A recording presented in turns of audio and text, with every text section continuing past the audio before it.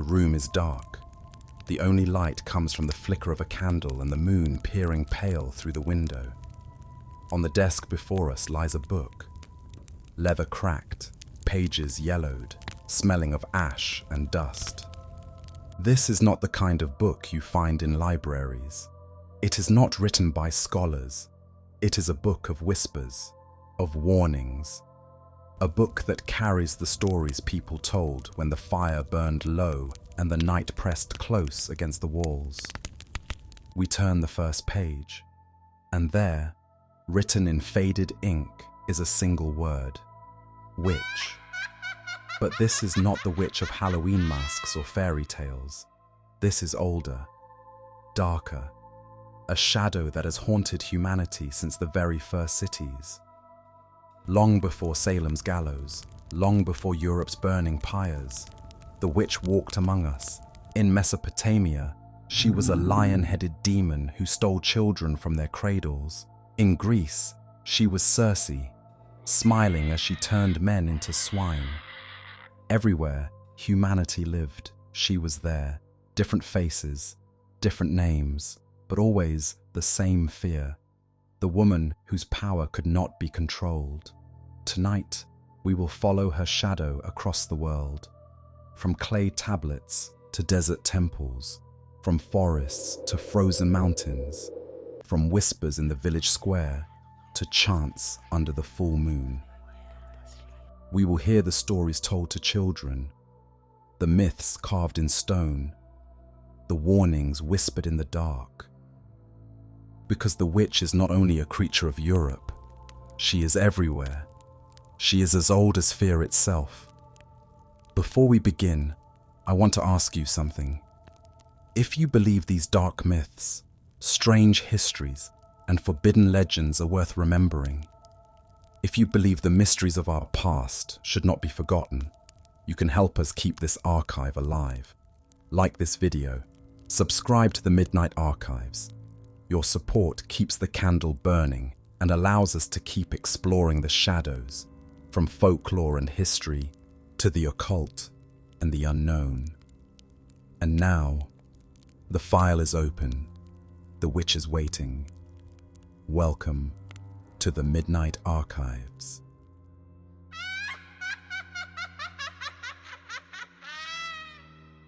The year is unknown, but the place is certain. The land between the rivers, where the Tigris and Euphrates cut across the earth like veins of water through a body of dust. Here, the first cities rose. Walls of mud bricks stood against the desert winds. Canals channeled water into fields of barley and wheat. At dawn, farmers bent their backs to the earth, whispering thanks to the gods who brought the floods. At dusk, merchants closed their stalls, counting copper coins by the glow of oil lamps. Above it all loomed the temples. Ziggurats rose like mountains of clay, their stairways stretching into the heavens, where priests offered incense to appease the gods. On their altars, sheep bled for omens. In their courtyards, men and women prayed for health, for fertility, for mercy.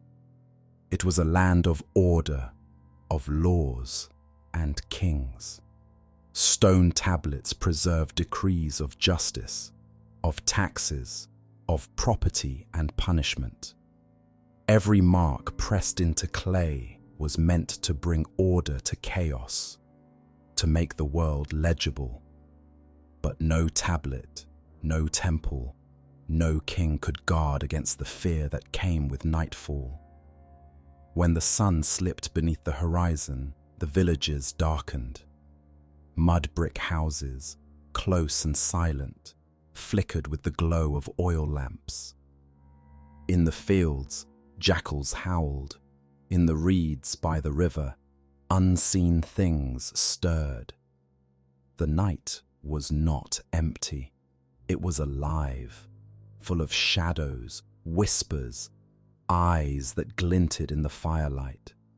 Even the kings, seated high in their palaces, surrounded by guards and servants, were not safe. The palace walls could keep out enemies of flesh and blood, but not those that crept unseen. For this was a world where misfortune was never random. When a child sickened, when crops failed, when cattle died, there was always a reason. Somewhere, someone, or something had willed it. That belief was carved into the very bones of Mesopotamian life. They lived beneath gods who demanded obedience and sacrifice. They lived beside priests who read the stars and the entrails of animals for signs. They lived with neighbours whose envy, whose muttered words, whose secret knowledge might turn into curses. This was the cradle of civilization, but it was also the cradle of fear. And beneath every prayer, every offering, every law carved into stone, one question remained. What stalked them in the night? What shadow slipped through cracks in the wall, turned milk sour, stole breath from infants, and left no trace but terror? It was not armies. It was not kings. It was something older, something darker. A figure whispered of in lullabies and scratched into clay tablets with trembling hands. The first witch. The lamp sputters in the corner of a mud brick room. A mother leans over her child, pressing a damp cloth to fevered skin. Outside, the night hums with insects. The reeds of the river whisper in the wind. Every sound is sharper, closer, when sleep refuses to come. The baby whimpers. The mother whispers prayers to the gods. Ea, Enki, Shamash, all who might guard the innocent. Yet her eyes never leave the doorway, because every parent in Mesopotamia knew the stories. They said no door could keep her out. No wall could keep her claws from reaching. Her shadow could seep through the cracks, silent as breath. Her hair hung in filthy ropes, her teeth jagged, her hands ending in talons. Where a mother gave milk, she gave only poison. They said she crouched over cradles, that she pressed her face close, her breath stinking of sickness, until the child's cry was silenced forever. Her name was whispered only in terror, Lamashtu. The stories told of her hunts. They said she came when the night was heaviest, when the moon was hidden and the village slept. Once a child was laid in its cradle, soft hands curled beneath its cheek. In the morning, the bed was empty. Outside, in the dust, there were prints, tiny handprints, as if the child had crawled into the darkness. But no trail led away, only silence. They said she soured the milk in the pails. A mother would rise at dawn, only to find the pail brimming not with milk, but with blood. She would cry out, and the neighbours would come running, but the cows were unharmed. Only the milk was cursed, and shepherds swore they had seen her, crouched upon a hill, hair wild in the wind, her donkey braying beneath her, serpents writhing in her fists. Her lion's head glared down upon them, her teeth gleaming red. Some fled, some stood frozen, but all who saw her claimed that her eyes followed them long after, in dreams that left them shaking. To guard against her, the people turned to ritual. Amulets were carved with her likeness, grotesque, sharp-toothed, not to honor her, but to warn her away.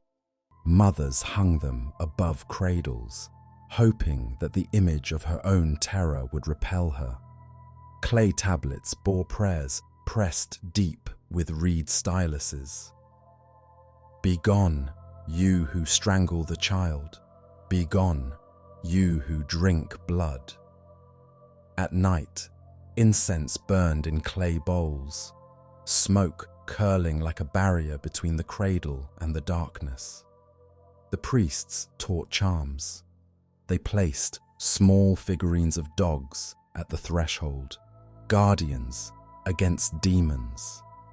They whispered words that had been spoken for centuries, words they believed even Lamashtu could not bear to hear.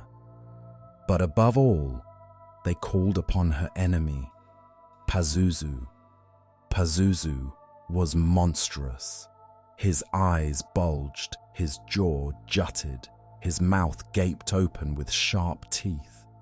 He bore the body of a man, the wings of a bird, the claws of a lion, the tail of a scorpion. Ugly beyond measure, and yet it was that ugliness which gave him power. His image was carved in bronze and clay, worn as pendants, set upon altars, placed above beds. His likeness was a shield. Because where Lamashtu brought poison, Pazuzu brought protection. The ritual was vivid, half prayer, half battle. At night, the priest lit a fire. A figurine of Lamashtu was made from clay, her snarling face, her clawed hands. It was placed in the flames. Incantations rose with the smoke. Burn, witch, burn.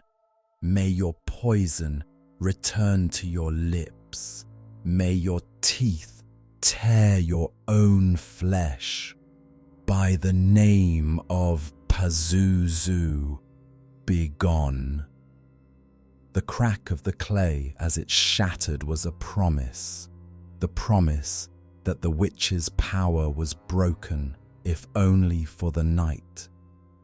And so the people lived between two terrors, the horror of Lamashtu and the grotesque salvation of Pazuzu. But even with charms and amulets, her shadow never vanished. Every infant sickness, every sudden death, every miscarriage, all bore her mark. When a child cried in the night and fell silent, it was Lamashtu's hand.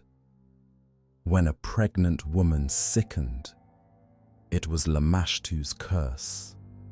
When milk curdled in the jar, it was her poison.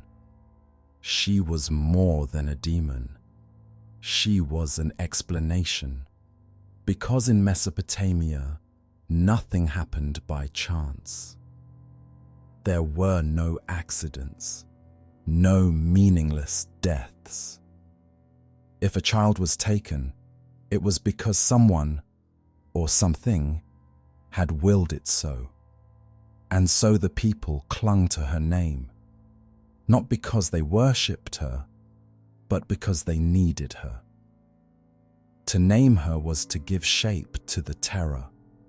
To carve her image was to trap it in clay. To chant against her was to feel for a moment that the darkness could be beaten back. And so, in the cradle of civilization, beneath the temples and the palaces, beneath the laws and the kings, the first witch was born, not a woman of flesh and blood, but a nightmare that stalked mothers, infants, and shepherds in the night. Her story was scratched into clay, hung above cradles, buried in thresholds, whispered in the dark. Her name was Lamashtu, and through her, humanity's oldest fear was given a face. If demons ruled the night, humans carried their shadow in the daylight. The people of Mesopotamia feared Lamashtu, but they feared something else just as much, each other. Because sometimes it wasn't a clawed demon slipping through the window, sometimes it was the woman who lived next door, sometimes it was the midwife, the widow, the neighbour whose eyes lingered too long. Her name for them was Kishpu, witch. The story begins in a narrow street, between mud brick walls. A midwife is summoned to a home. Inside, the air is stifling, thick with sweat and incense. A woman labours, crying out, her husband pacing helplessly. The midwife kneels, her hands practiced, whispering prayers to Gula, goddess of healing, as she guides the birth. Hours pass. The child emerges, slick with blood, but its breathing is shallow. The mother reaches, desperate, but the child gives only a thin cry, then silence. The room is still. The mother wails. The father trembles with grief. And in the stillness, someone speaks the words that change everything. She has cursed the child. The eyes in the room turn to the midwife. Her hands stained with blood. Her herbs tied in little bundles at her belt. Her whispered words, too strange, too secret. It does not matter that she has delivered dozens of children before. It does not matter that she labored through the night, that she prayed as hard as any priest. The baby is dead, and misfortune never comes without cause. The cause must be her. In another village, the fields lie barren. The sun beats down. The stalks of barley bow, brittle and yellow. Families mutter prayers to Adad, the storm god, begging for rain. But when the clouds gather, they bring only dust. One farmer walks his land at dawn and finds his neighbour's fields green, flourishing while his own wither. He scowls. He remembers how that neighbour's wife, a widow, once turned her back when he asked for water, how she muttered when he passed her door, how her gaze seemed to linger too long on his cattle. And the whisper begins to grow in his chest until he gives it voice. She has cursed my fields. The words spread. By dusk, the widow is no longer just a woman living alone. She is a witch. In Mesopotamia, accusation was not rumor alone. It became ritual. When misfortune struck, a death, a famine, a sickness with no name, the afflicted went to the temple. There, before the gods, the priest would ask the question, "Who envies you?" The victim thought. Faces came to mind. The neighbour, the widow, the midwife, the one who scowled, the one who muttered, the one who seemed too skilled, too strange, too separate. Once the name was spoken, the process began. A figurine of the accused was moulded from clay, small, crude, but bearing her name. It was placed before the fire. The priest chanted, "May her witchcraft turn against her. May her words bind her tongue. May her poison return to her lips." The clay cracked as the flames rose, and with it, the woman's fate. Sometimes amulets were buried at the threshold to keep her out. Sometimes charms were tied to a child's wrist to ward off her gaze. Sometimes offerings were made to the gods, a lamb, a dove, to prove innocence or to deflect the curse. But innocence mattered little, because once a name was spoken, it could not be taken back. The accused lived under a shadow. Neighbours avoided her. Children were pulled from her path. If she protested too loudly, it was proof she was guilty. If she stayed silent, it was proof she was hiding. The more she resisted, the deeper the suspicion grew. The records we have are fragments, scratched into tablets. the remains of rituals performed thousands of years ago. They tell us of charms against witches, spells to unbind the curse, incantations meant to break the evil tongue. But between the lines, they tell us something more. That Mesopotamia was not only haunted by demons, it was haunted by suspicion. Suspicion that the person beside you at the hearth, at the market, at the temple, could be the reason your child was sick or your crops had failed. And so, the witch was no longer just a monster like Lamashtu. She was your neighbour, your midwife, your widow, the human face of envy, of misfortune, of fear.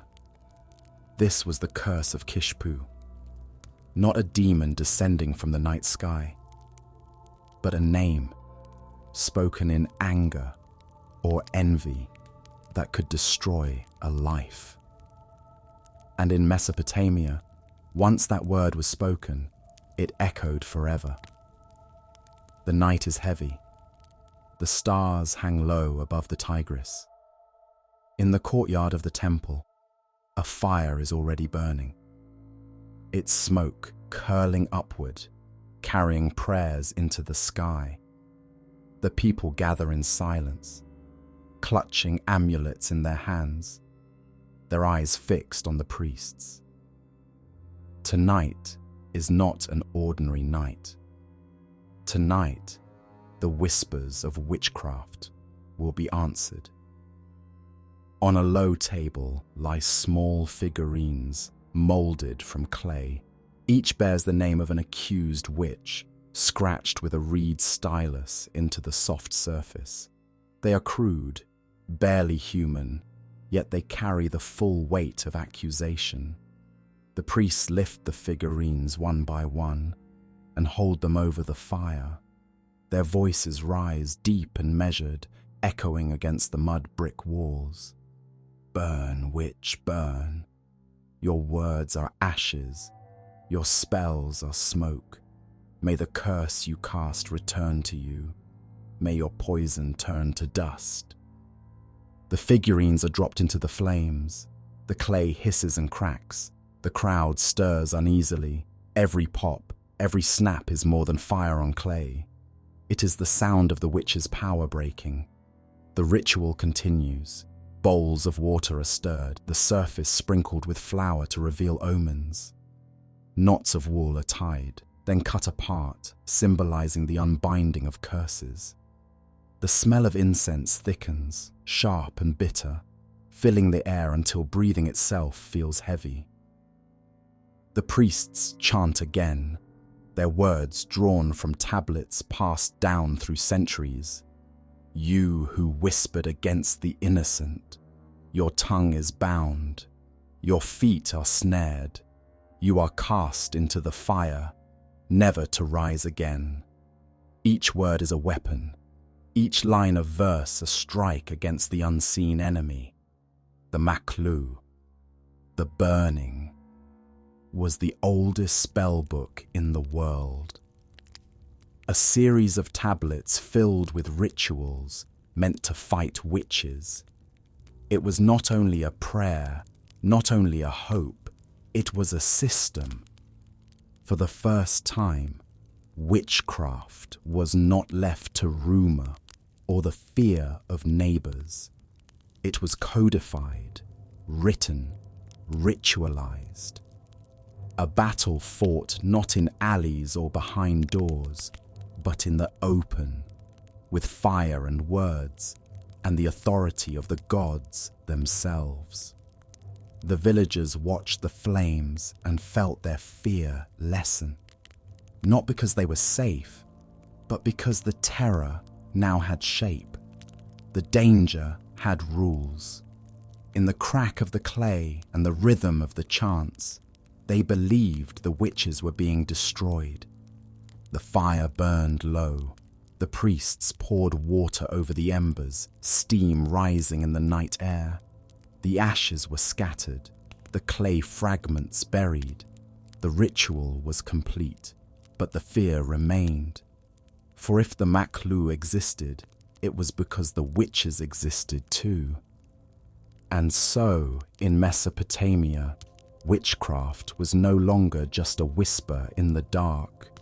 It was a war, fought in fire, ash, and words carved into clay. The fire has gone out. The priests have scattered the ashes.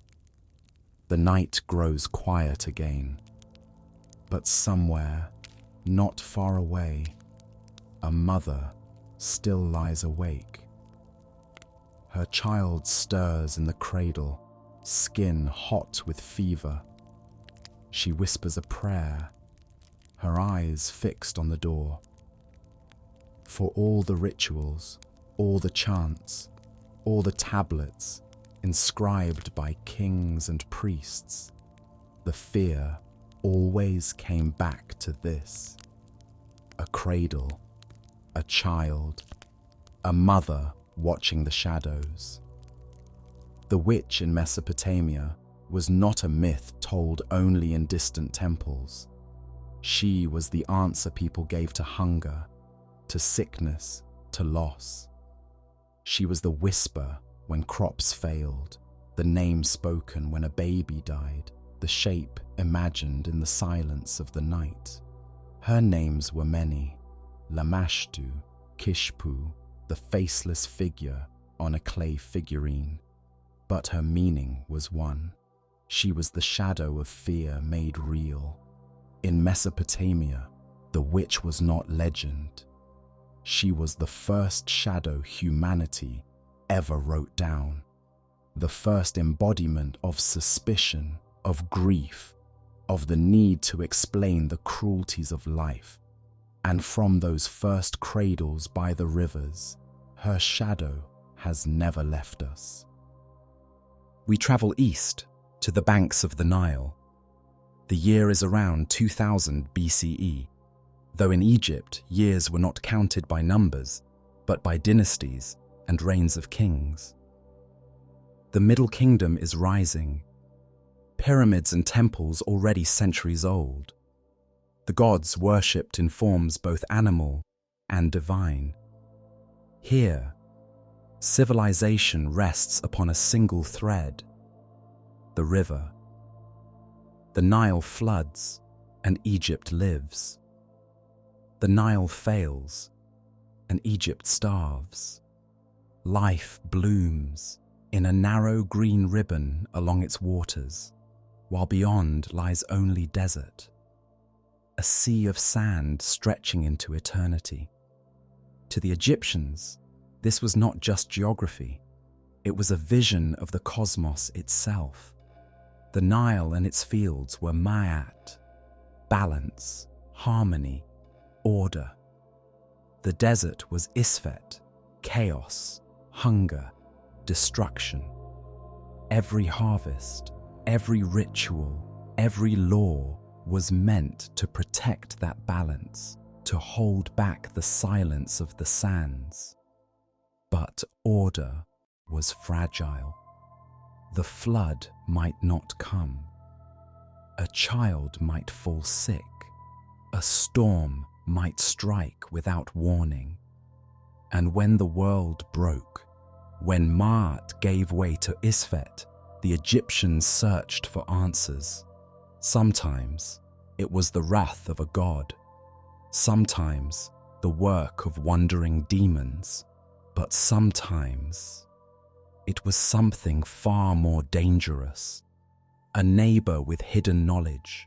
A priest who betrayed his vows. A sorcerer who bent Heka, the power of magic itself, not to heal or protect, but to disrupt the balance of the world. If Mesopotamia gave us demons who stalked the night, Egypt gave us something subtler and more unsettling.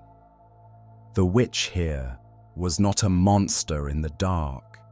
She was a thief of order, a hand that reached into the fabric of the cosmos itself and tore it apart.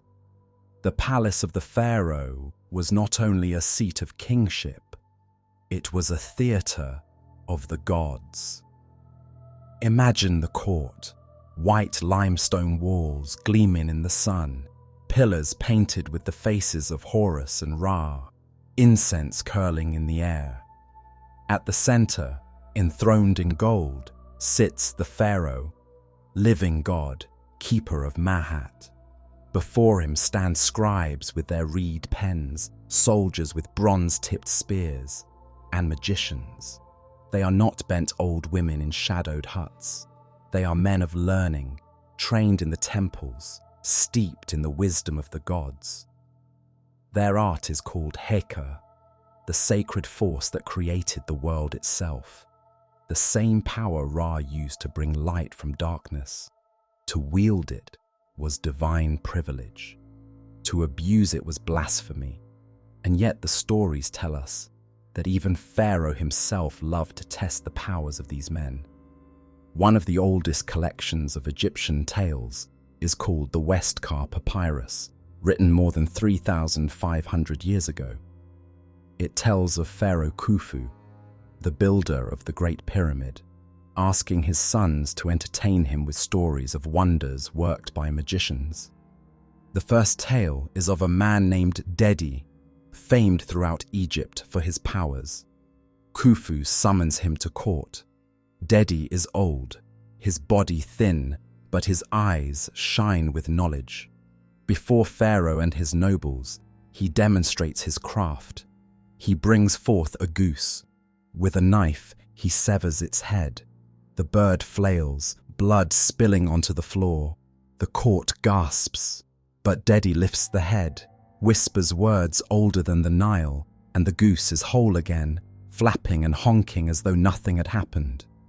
Then he does the same with a bull, and when the courtiers can scarcely breathe, he takes a crocodile and places it in the palace pool.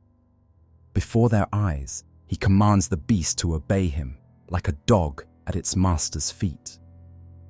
To Pharaoh, this was wonder. To the courtiers, perhaps terror.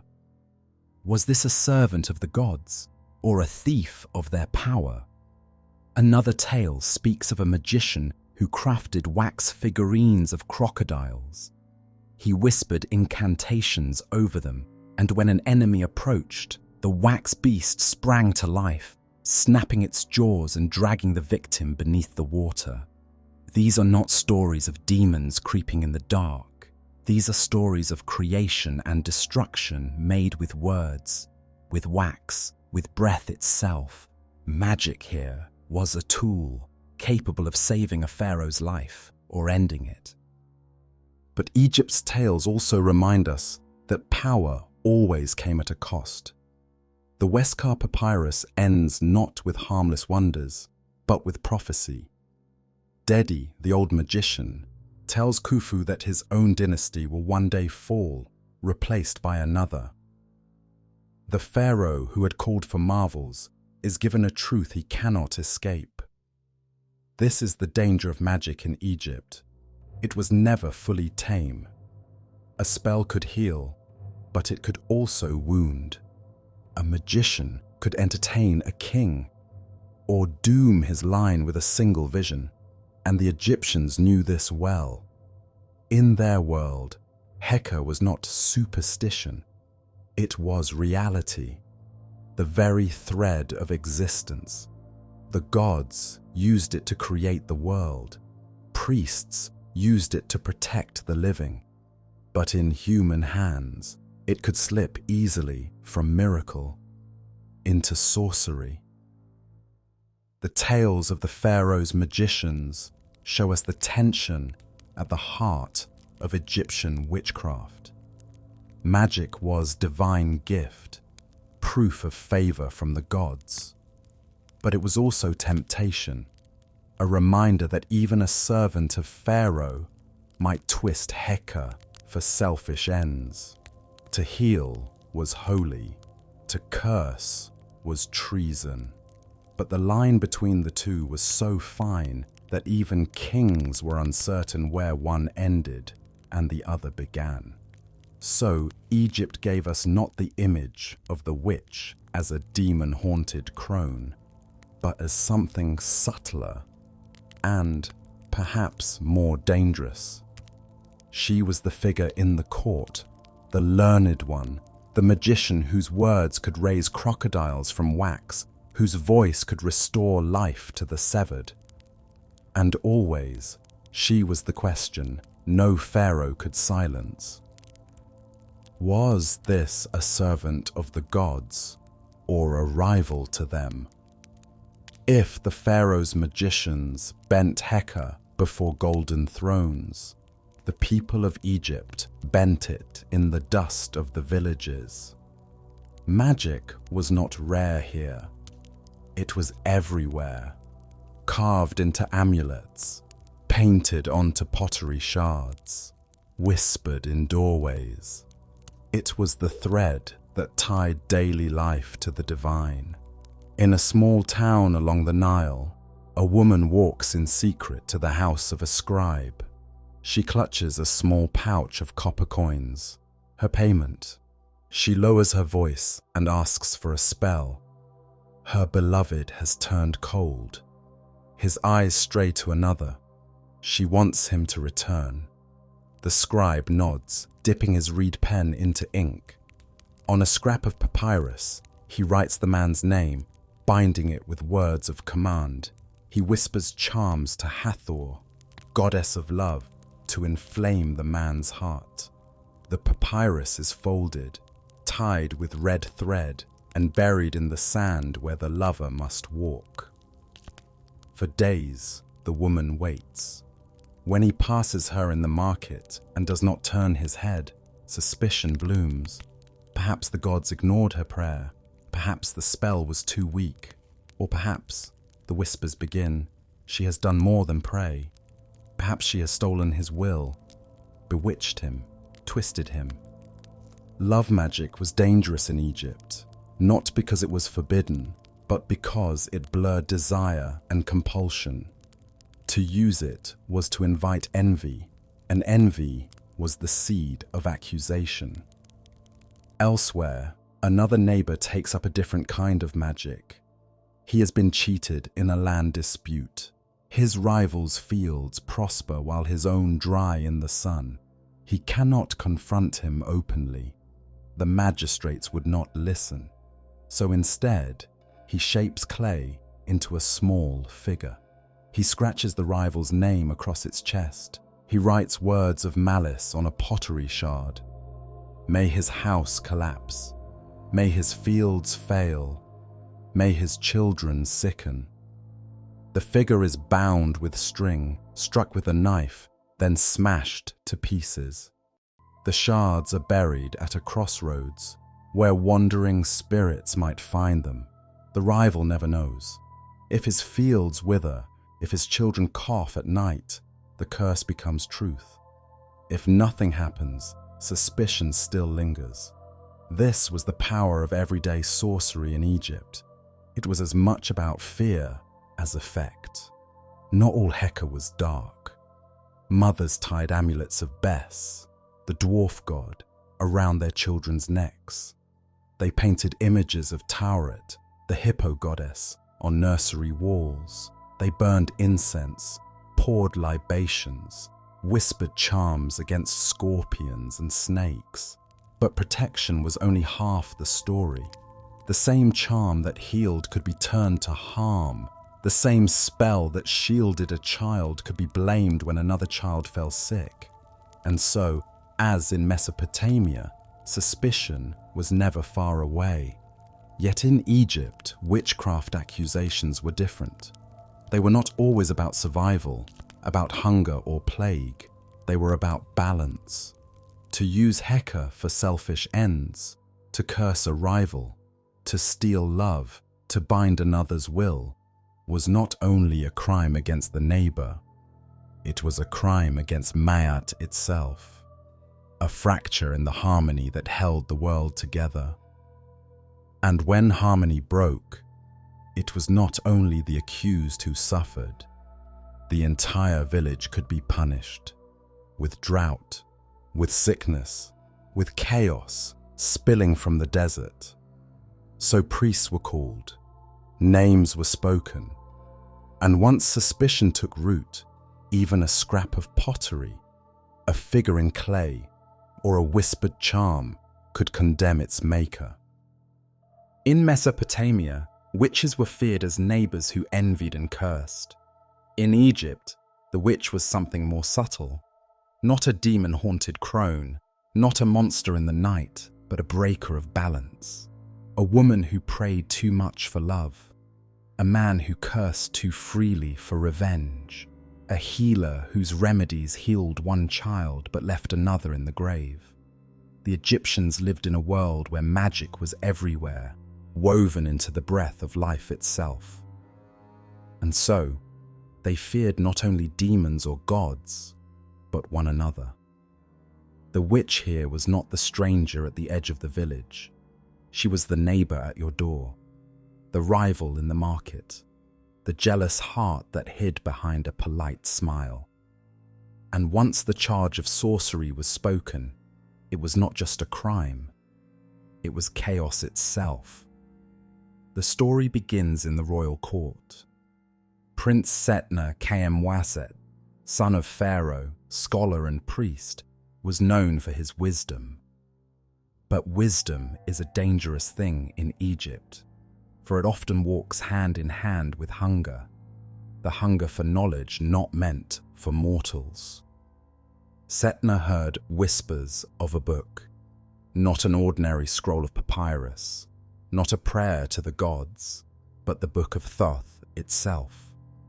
Written by the hand of the god of wisdom, it was said to contain secrets beyond imagination, words that could command the earth and the sky, spells that could make the dead rise and speak, charms that could bend gods to the will of man. To read the book was to hold the power of the divine, but to steal it was to invite ruin. Setna would not rest until he found it. He scoured the temple libraries, he questioned priests, and at last he learned the book's resting place. Deep beneath the Nile, sealed in iron chests, guarded by magic and by spirits who would not forgive trespass. But Setna was no ordinary thief. He called on his own knowledge of Heka. He spoke the words of binding, drew protective circles, and descended into the tomb where the book lay waiting. There, in the gloom, his torchlight fell upon the chest. Inside, wrapped in linen, was the thing he had sought, the Book of Thoth. When he touched it, the air seemed to shift. The stone walls trembled. The dead stirred in their wrappings. But Setna only smiled. The book was his. At once, Setna began to test its power. He read the first spell aloud, and the heavens answered. The stars bent in their courses. The earth shook beneath his feet. He read another, and the waters of the Nile obeyed him, parting as they had once for the gods themselves. He read a third, and the dead rose from their tombs, their voices dry and hollow, answering his questions. Setna laughed, for in his hands was proof that no god could withhold knowledge from man, but power is never without a price. In the silence that followed, a figure appeared, a spirit, the shade of a long-dead prince. His eyes burned like coals, his face carved with grief. Setna, the spirit said, the book you hold is not yours. It was written by Thoth, and Thoth alone may wield it. To keep it is to invite destruction.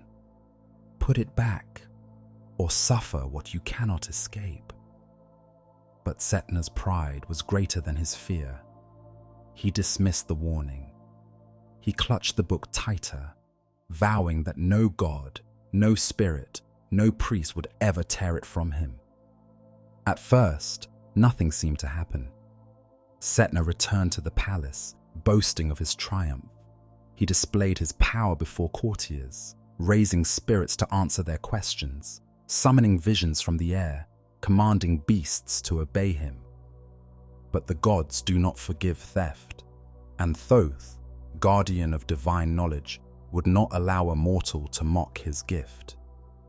The punishment came not as thunder or plague, but as illusion. Setna found himself bewitched. He saw a woman, more beautiful than any he had known. She spoke softly, drawing him close. Desire overcame him, but when he reached for her, she vanished, and in her place stood shame. He gambled for gold, winning fortune after fortune, until he realized he had been wagering with shadows. His wealth turned to dust. He saw visions of his children, slaughtered before his eyes.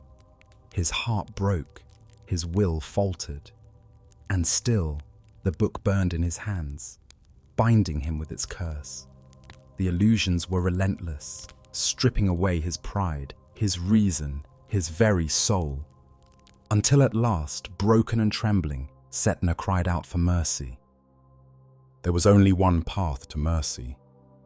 Setna returned to the tomb where he had found the book. With trembling hands, he placed it back into its chest. The air grew still. The shadows receded. The curse lifted. But Setna was not the same man.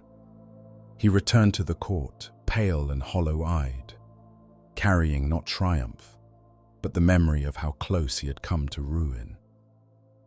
And the Book of Thoth remained where it had always been, hidden, waiting, its words unreadable by mortal eyes. The tale of Setna is more than a ghost story. It is a warning, whispered through centuries, that there is a line between divine order and human ambition, and to cross it is to invite chaos. In Mesopotamia, the witch was a demon who preyed upon mothers. In Egypt, she was something subtler, a human who reached too far, a thief of cosmic balance. Setna's story made this lesson unforgettable. To steal the Book of Thoth was to touch the fire of the gods, and like fire, it burned all who held it. Egypt was a land of ritual. Every sunrise, priests bathed the statues of the gods. Every evening, they lit lamps to drive away the creeping dark. Ritual was the heartbeat of the kingdom, the rhythm that held Ma'at, order, truth, balance, against the encroaching sands of chaos. But when sorcery struck, ritual became war. In the great temples, a man accused of witchcraft could be fought without ever setting foot in the hall of judgment. The priests would mold a small figure of wax, shaping it in the likeness of the enemy, a bent nose, a scarred cheek, a twisted hand. Into the figure, they would inscribe the man's name. Then the ritual began. The wax doll was bound with cords, its arms and legs pinned. It was spat upon, cursed, and finally hurled into the brazier. As the flames consumed it, the priests chanted words that survive on crumbling papyri even today. May the tongue that spoke against me be cut. May the hand that wrote my name wither.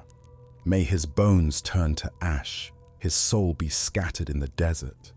For the Egyptians, this was not symbolic. The burning wax was the witch.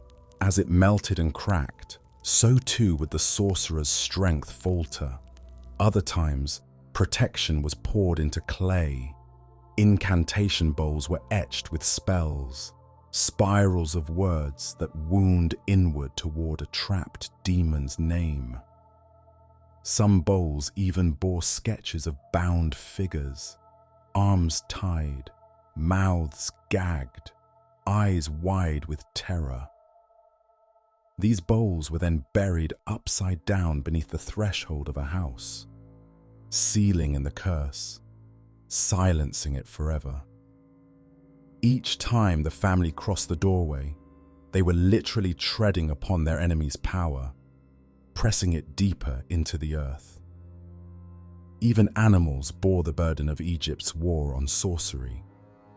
In rare, desperate cases, crocodiles, sacred to the god Sobek, were sacrificed to draw away a curse.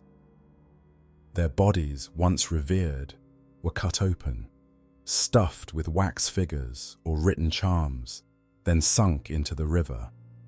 To modern ears, it sounds brutal, but to the Egyptians, it was an exchange. One life surrendered so that a community might be cleansed. Just as a plague might be cut away by fire, so too could sorcery be drowned, burned, or bound before it spread. To call someone a witch in Egypt was not only to accuse them of malice, it was to accuse them of infection.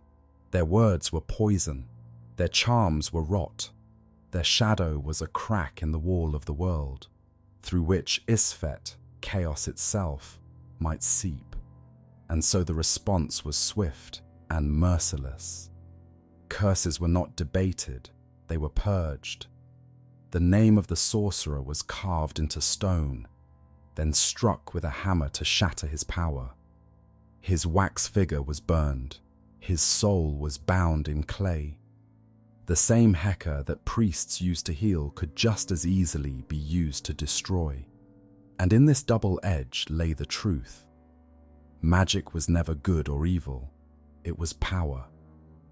And in Egypt, all power had to serve the balance, or be annihilated. Night falls on the Nile. The river glides quietly beneath the stars, its waters black, its surface gleaming like polished stone. Palm trees stand in silhouette. Beyond them lies only desert, the endless dark where Isfet, chaos, waits to devour the fragile strip of green. In the villages, lamps flicker, mothers hush their children. Priests close the temple gates, locking in the gods until dawn.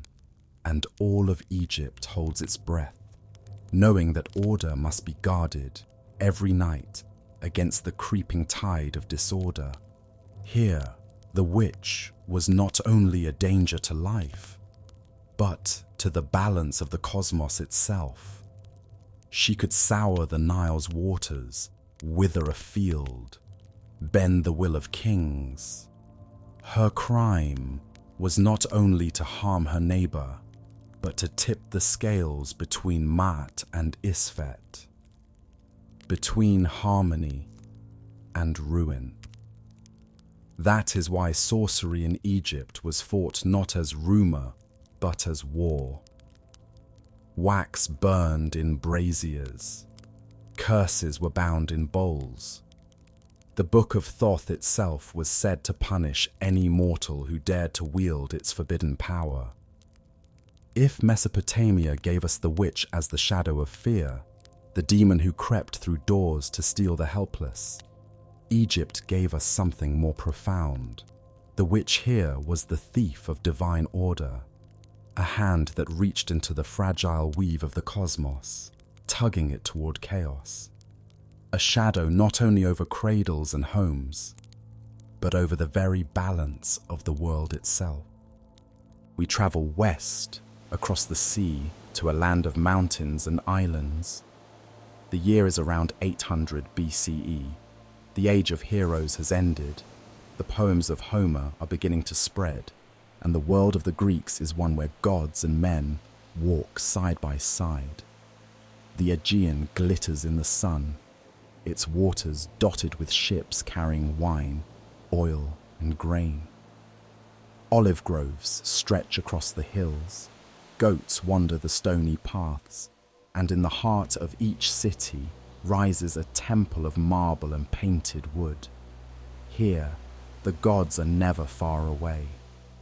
Their statues stare down from altars, Their names are whispered before meals, before journeys, before battles. Every part of life is bound to their favor or their anger. The markets hum with voices, merchants calling out their wares. Women carry water from the fountains. Children play in the dust. Yet beneath the rhythm of daily life lies a constant truth. Nothing happens without reason. A failed harvest, a sudden illness, a shipwreck at sea, all must be explained. And in Greece, the explanation always comes from above. The gods are everywhere. They walk in disguise among men. They punish arrogance. They reward devotion. Fate itself is personified. Three sisters spinning and cutting the thread of every mortal life. To be Greek is to live watched by gods, by fate, by forces beyond comprehension. And yet not all power came from Olympus. There were mortals who could bend the will of gods, or at least twist their gifts into something dangerous. Women who brewed herbs that could heal or poison. Sorceresses who knew words older than temples, who called on spirits that dwelled in night and earth. Unlike Mesopotamia, there were no demons that prowled in the dark. Unlike Egypt, there was no cosmic order to guard. In Greece, witchcraft lived in the tension between man and God. It was not the whisper of neighbours, nor the superstition of peasants. It was something far greater. In Greece, the witch was temptation. She was knowledge. She was power. She was danger. A figure who blurred the line between mortal and divine, and who reminded every man, from shepherd to king, just how fragile his place in the cosmos truly was. Beyond the horizon of the Greek world, where the sea churns with hidden rocks and nameless winds, lies an island wrapped in silence. No smoke rises from its hills. No voices carry across its shores. Only the cries of beasts echo from within the trees. Wolves, lions, wild creatures that do not flee at the sight of man, but stare with human eyes. It was here, the poets say, that Odysseus and his weary men came ashore after months adrift. Their sails torn, their throats dry with thirst, they stumbled through the forest seeking food and shelter. And as the trees parted, they saw it, a palace of stone and polished bronze, rising like a vision from the wilderness. Columns gleamed in the sunlight, smoke curled from the chimneys, and at the gates stood a woman. Her name was Circe. She was no crone of the woods, no hag muttering over bones. She was radiant, her hair flowing like gold in the light, her voice soft as honey. She welcomed the strangers with a smile, her words sweet, her manner warm. "Come inside," she said. "Rest, eat, drink. You have suffered long enough." Inside, the palace glowed with firelight. Tables groaned under platters of roasted meat, bowls of ripe fruit, pitchers of wine dark as blood. The men, starving and half mad with exhaustion, fell upon the feast. They drank deep, their laughter echoing off the bronze walls. But in the cups, unseen, Circe whispered her words. Ancient syllables, older than temples, carried on her breath. She stirred her potions with a wand carved of strange wood, dipped her herbs into the wine, and smiled as they drank. And then it began.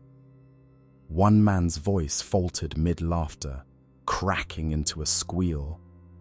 Another doubled over, clutching his stomach as his body twisted.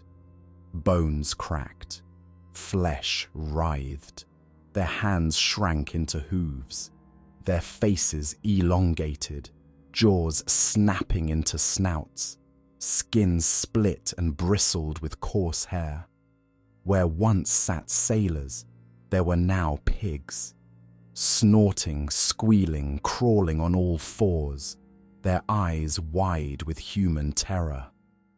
They thrashed and squealed, trapped in bodies not their own, their cries echoing against the walls. Circe did not scream. She did not cackle. She did not rage. She simply watched, calm and deliberate, as though this transformation were no more than the turning of a page. With a wave of her hand, she drove them from the hall, their hooves clattering across the stone floor until they huddled in the sty outside. Men reduced to beasts, their humanity stripped like skin from bone. This was her power, not brute force, not the thunder of Zeus or the sea storms of Poseidon, but knowledge. The knowledge of herbs, of charms, of words so old they could remake flesh and spirit. Yet Circe was no mindless monster. When Odysseus himself approached, wary and armed with a charm given to him by the god Hermes, the story changed. Her power could not touch him. Her spells broke like waves against stone. And when he demanded she free his men, she obeyed. The pigs became men again, stumbling, broken, sobbing at their own reflection. Circe, the witch of the isle, smiled, and then, astonishingly, she welcomed them still. She offered her bed to Odysseus. She gave him counsel for his voyage.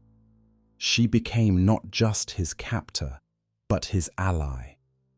This was the riddle of Circe. She was feared, yet she was sought. She punished, yet she guided. She transformed, yet she restored. To the Greeks, she was the embodiment of danger wrapped in beauty, the woman whose gifts could not be controlled, whose knowledge rivaled that of the gods themselves. Some called her a seductress, her potions the tools of lust and deceit. Others saw her as a teacher, one who revealed the fragile boundary between man and beast, showing that humanity was not so far removed from the animal after all. Circe was not evil, but she was perilous.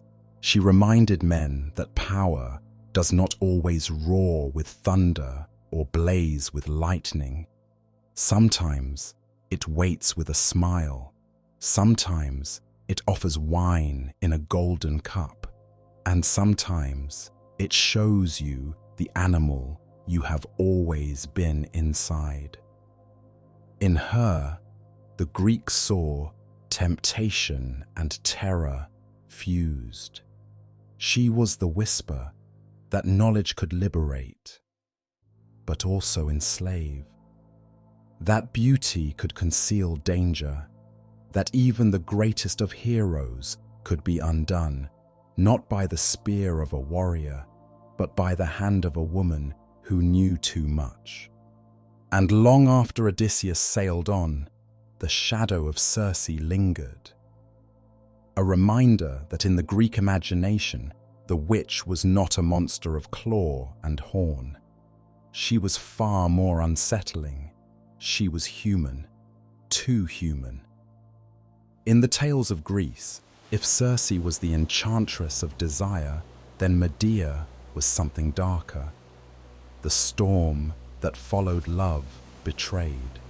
Her story begins not in Athens or Corinth, but at the edge of the world, in the kingdom of Colchis, where the Black Sea laps against wild shores and the forests groan with shadows. There, in the halls of her father, King Aeetes, Medea was born. She was no ordinary princess. She was the granddaughter of Helios, the sun god, and a priestess of Hecate, goddess of the crossroads, the keeper of night. magic, and the voices of the dead. By her hands, herbs were ground into powders, charms whispered into the wind, flames bent to her will. She learned the secrets of poisons that could rot flesh and balms that could restore it. Hers was the knowledge of shadow, feared, revered, and kept close. And into this world came Jason. He was a foreigner, a stranger, a hero with nothing but a band of warriors at his back, the Argonauts. He came to Colchis, seeking the golden fleece, that shimmering hide of divine power, guarded by serpents and wards no man could cross. Medea saw him, and something stirred. The poets call it love, sudden, violent, irresistible. But perhaps it was more than love. Perhaps it was fate, spun by the gods. For Medea, bound by Hecate's flame, was destined to meet Jason and to ruin herself for him. She gave him secrets no stranger should have been given. She brewed ointments to protect him from fire and iron. She taught him spells to tame the sleepless dragon that guarded the fleece. She betrayed her own blood, turning her father's kingdom against him. And when Aeetes pursued them, she committed her first crime of blood. Medea lured her own brother, Absyrtus, into a trap. She killed him, cutting his body into pieces and casting them into the sea. One by one, the fragments floated in her father's path, forcing him to stop, to gather them, weeping, and giving Medea and Jason time to escape. It was love that drove her. Love so blinding, so consuming, that even murder became a gift. Jason swore oaths to her, vows of eternal devotion. She believed him, and together they fled Colchis, carrying the fleece, carrying her crimes, carrying the shadow of all that would follow. For a time, they lived as husband and wife. They bore children. They wandered from land to land, never fully welcome, but always bound to each other. And yet, even in love, whispers followed them. Whispers that Medea was not a princess, not a wife, but a witch. A woman who had abandoned her father, betrayed her blood, murdered her kin. A woman whose knowledge was not fit for the hearth, but for the grave. And then, in Corinth, came the betrayal. Jason, restless and ambitious, looked upon Medea not as a partner, but as a burden. He turned his eyes to another, the young daughter of the Corinthian king. She was noble, untouched by scandal, a prize that would raise his standing and secure his place. Medea was cast aside. The oaths he swore crumbled like ash. The love she had given, the family she had forsaken, the blood she had spilled, all discarded. Her heart burned, her mind sharpened, and in the darkness, she turned to the knowledge she had always carried. On the day of Jason's wedding, Medea sent a gift to the bride, a gown of exquisite beauty, embroidered with gold, shimmering like sunlight itself. The girl accepted it, slipping it over her shoulders, marveling at its glow. But as the cloth touched her skin, the beauty dissolved into horror. The fabric burned with invisible fire. Its seared flesh clung like tar, and the girl's screams filled the palace halls. Jason's bride collapsed in a ruin of blood and flame. Her father rushed to her side, tearing at the gown, but the fire leapt to him too. They died together, locked in agony, their bodies consumed. This alone would have been enough to mark Medea as monstrous. But her vengeance was not complete. She looked upon her own children, the sons she had borne Jason, children who laughed with his voice, who carried his blood. And in them, she saw the final chain that bound her to him. If she left them, Jason would still have heirs. If she spared them, Jason would still have joy. And so she raised the knife. The poets do not agree on how it happened. Some say she killed them quickly, her eyes unflinching, her hands steady. Others say their cries rang through the house, neighbours pounding on the door as she struck again and again. What all agree is this: when the deed was done, the children lay dead. Jason came too late. He found her standing over them, blood at her feet, her face unreadable. He raged, he wept, he cursed her name. But Medea did not weep. She did not beg forgiveness. She mounted her chariot, a gift from her grandfather, Helios, its wheels borne by dragons, its reins pulled taut. And in fire and smoke, she rose into the sky, leaving Jason broken, childless, ruined beneath her. Medea was gone, but her shadow remained. To the Greeks, her story was a wound that would not heal. She was not a demon. She was not possessed. She was a woman wronged, who turned her knowledge, her power, her love, into weapons sharper than any blade. This was what made her terrifying. Not that she was inhuman, but that she was all too human. She loved with abandon, and when betrayed, she destroyed with equal ferocity. Her herbs, her charms, her whispered invocations, they were not tricks of a monster, but the amplifications of her rage. Medea embodied the fear that haunted Greek men, the fear of women who knew too much, who would not be silent, who could not be controlled. She was the nightmare of a wife betrayed, transformed into the executioner of her own family. And when her chariot vanished into the night sky, the Greeks were left with the most unsettling truth of all.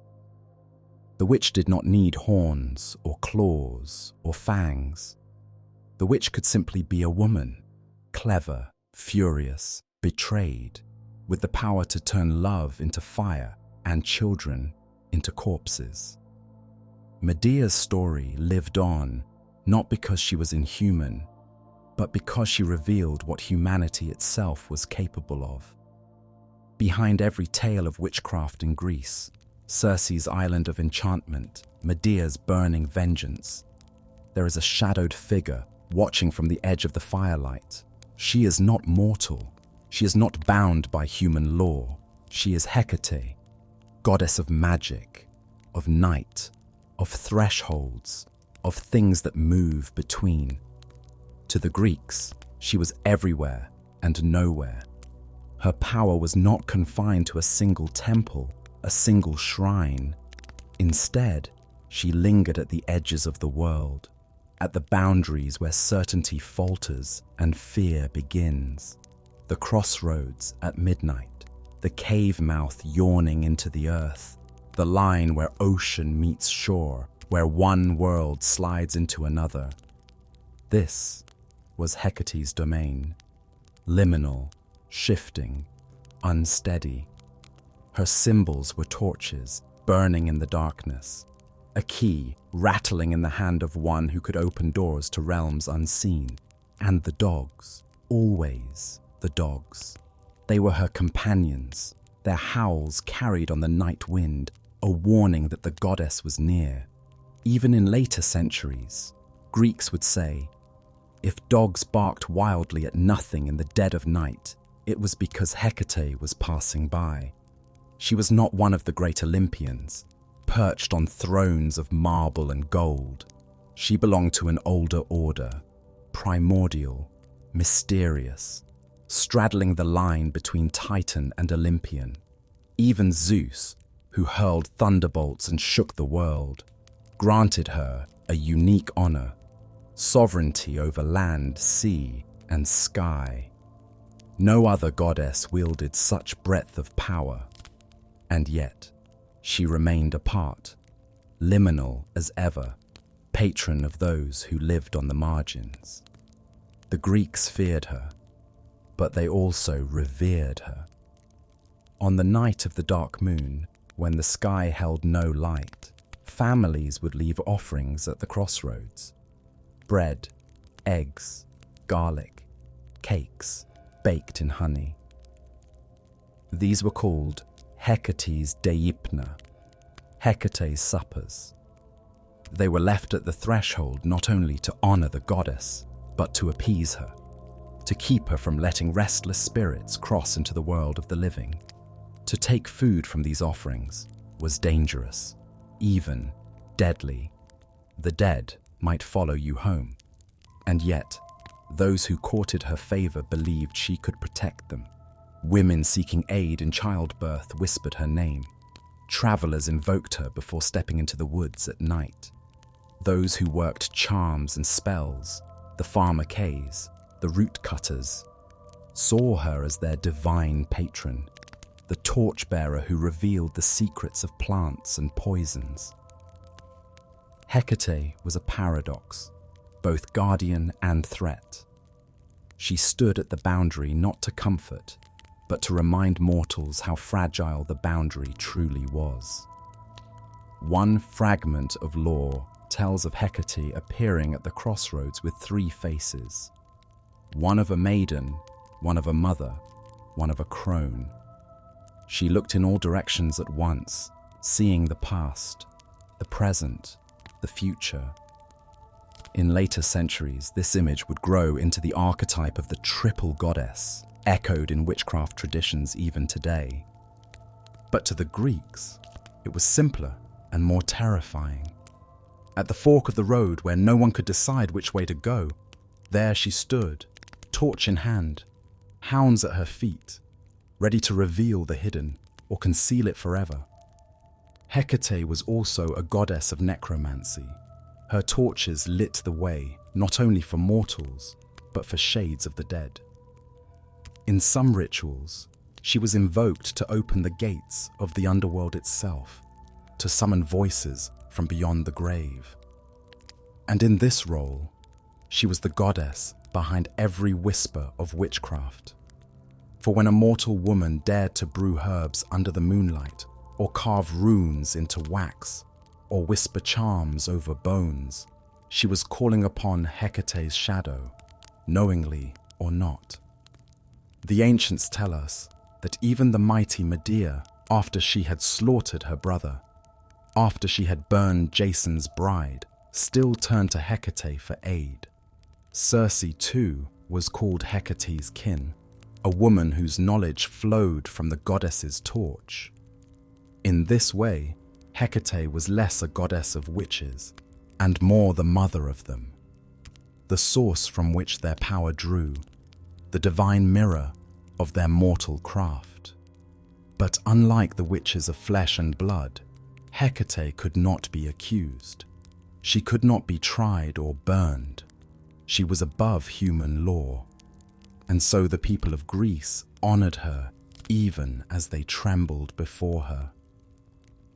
At midnight, when the air grew still and the only sound was the howling of dogs, every villager knew she was there, at the crossroads, at the threshold, at the edge of the world. And in this truth lay the deepest reflection. In Mesopotamia, the witch was a terror that stole children from their cradles. In Egypt, the witch was a thief of cosmic balance. But in Greece, through Hecate, the witch became holy. Dangerous, yes. Feared, always. But also divine. a reminder that some knowledge belongs to the gods alone, and that mortals who reach for it walk always in shadow. Hecate was not the enemy of man, nor was she its friend. She was the flame in the darkness, the key at the threshold, the hand that both revealed and concealed.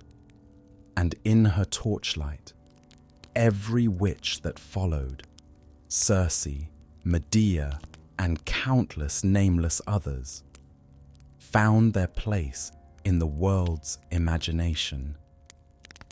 In Greece, witchcraft was not confined to islands of enchantresses or tales of vengeful queens.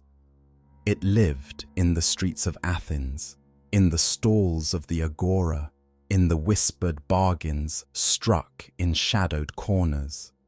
It was not always grand, not always divine. Often it was small, intimate, personal. The kind of sorcery woven into daily life. The Greeks called it pharmakeia. From this word we gain both pharmacy and pharmaceuticals.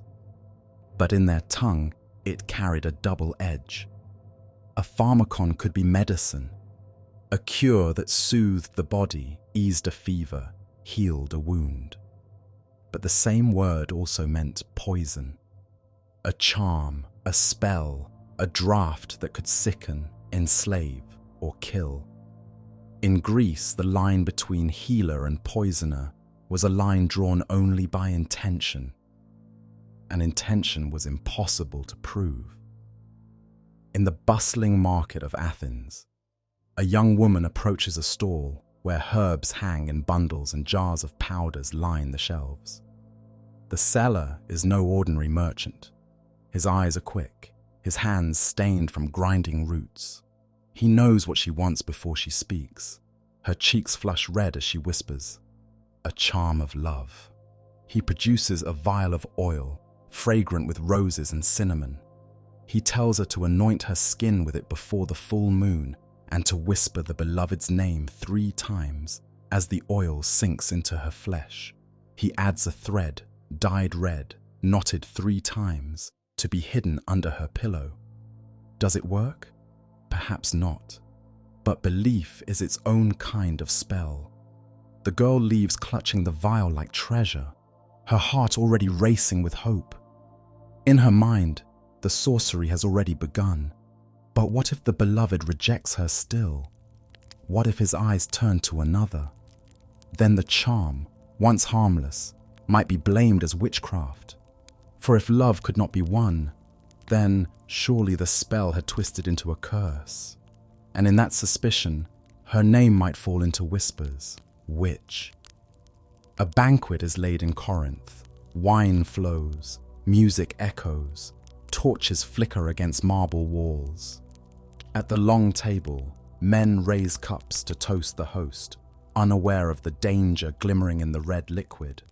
For one of them, the wine has been touched, just a trace, a powder, pale as bone, mixed into the cup when no one was watching.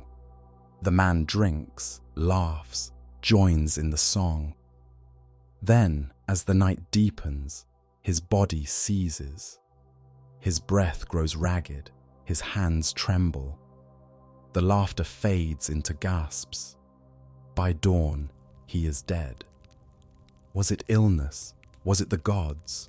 Or was it pharmakeia?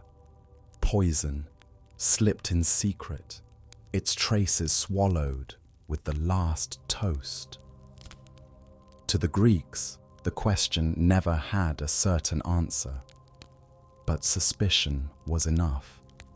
One death, one glance, one rumor could brand a rival not as a murderer, but as a sorcerer.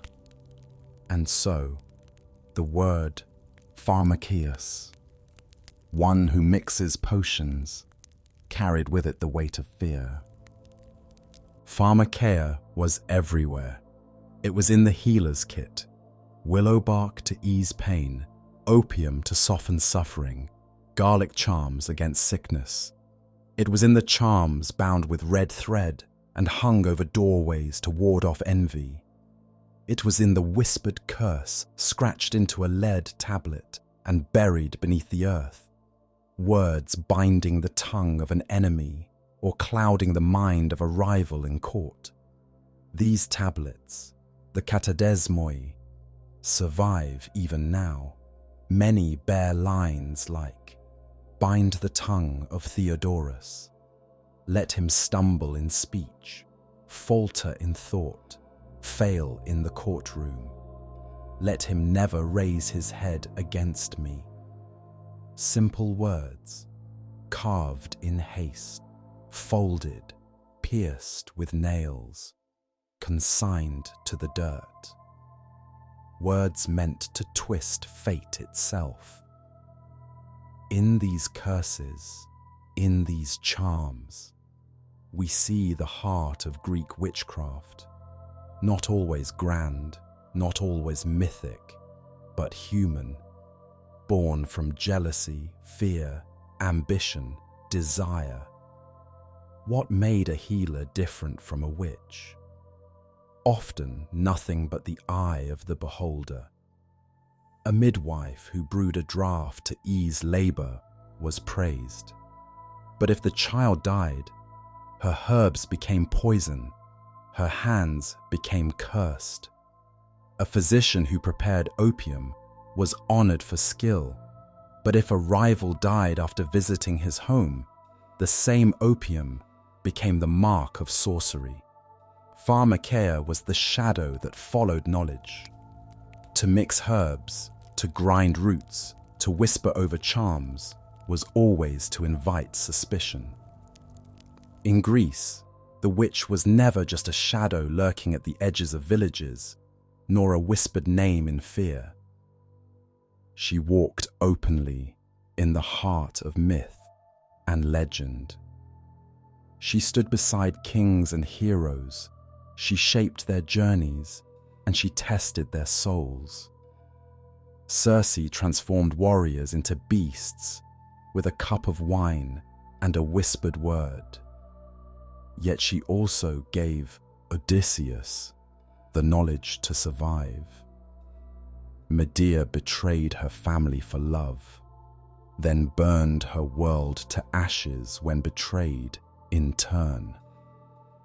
Hecate stood at the crossroads, her torches lighting the border between life and death, her name carried in the mouths of mortals who sought her blessing.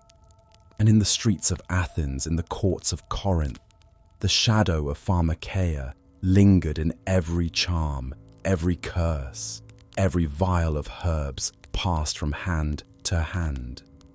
If Mesopotamia gave us the witch's demon, a shadow that stole children in the night, if Egypt gave us the witch as a thief of order, a sorcerer daring to disrupt the balance of gods and men, then Greece gave us the witch as temptation, as power, the dangerous reminder that mortals could wield knowledge once thought divine.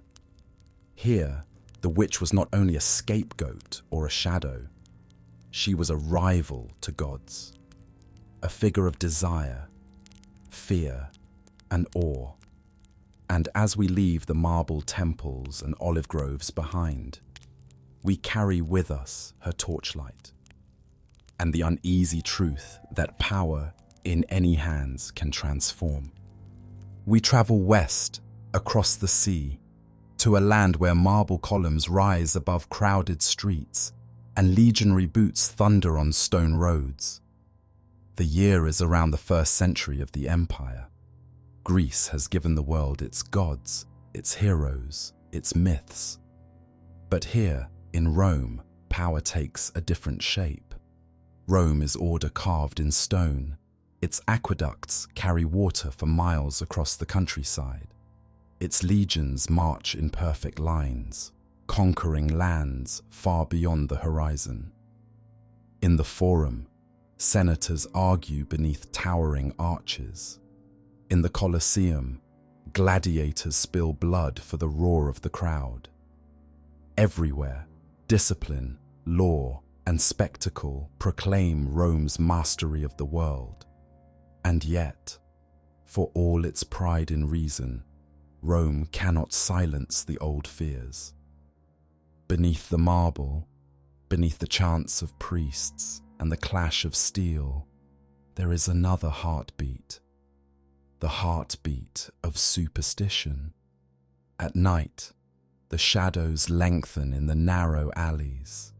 Farmers mutter charms over their fields. Soldiers carry amulets into battle. Lovers whisper spells to bind the hearts of the unwilling. And in whispers, people tell of witches who walk among them. Not goddesses on distant isles, but neighbours, widows, women glimpsed in graveyards by torchlight. The Greeks gave their witches the faces of Circe and Medea. Ambiguous, dangerous, divine, but Rome made them darker. In Roman eyes, the witch was corruption made flesh. A woman who brewed poisons in secret, who slipped into bedrooms at night, who drank the blood of children from their cradles. She was the Strix, the bird of ill omen. She was Canidia, the venomous crone mocked in Horace's poems. She was a contagion, spreading fear like a plague through the streets of the eternal city. Here, the witch was not only feared, she was despised. She was not temptation, she was pollution. And in the world's most powerful empire, even emperors would come to fear her. In Rome, they said the night was never truly silent. If you listened closely, beyond the barking of dogs, beyond the rattle of cartwheels on stone, you might hear it, the whisper of wings. A mother lies awake in her insula, the crowded apartments of the city. Her infant sleeps beside her, wrapped tightly in cloth, his tiny breaths rising and falling. Outside, the torches sputter in the alley. The air is still. But she has heard the stories. Everyone has. That sometimes in the dark, something stirs. A shadow with wings like leather, eyes that gleam like coals. They call it Strix. She grips her child tighter, whispering a prayer to the household gods, the Lares. She tucks a charm of iron under the cradle, a sprig of herbs tied with red thread. For the Strix hates iron. The Strix fears fire. But still she watches the door, because charms are only charms, and the Strix is hungry. At dawn, her neighbour finds her screaming. The child is pale, lips tinged blue.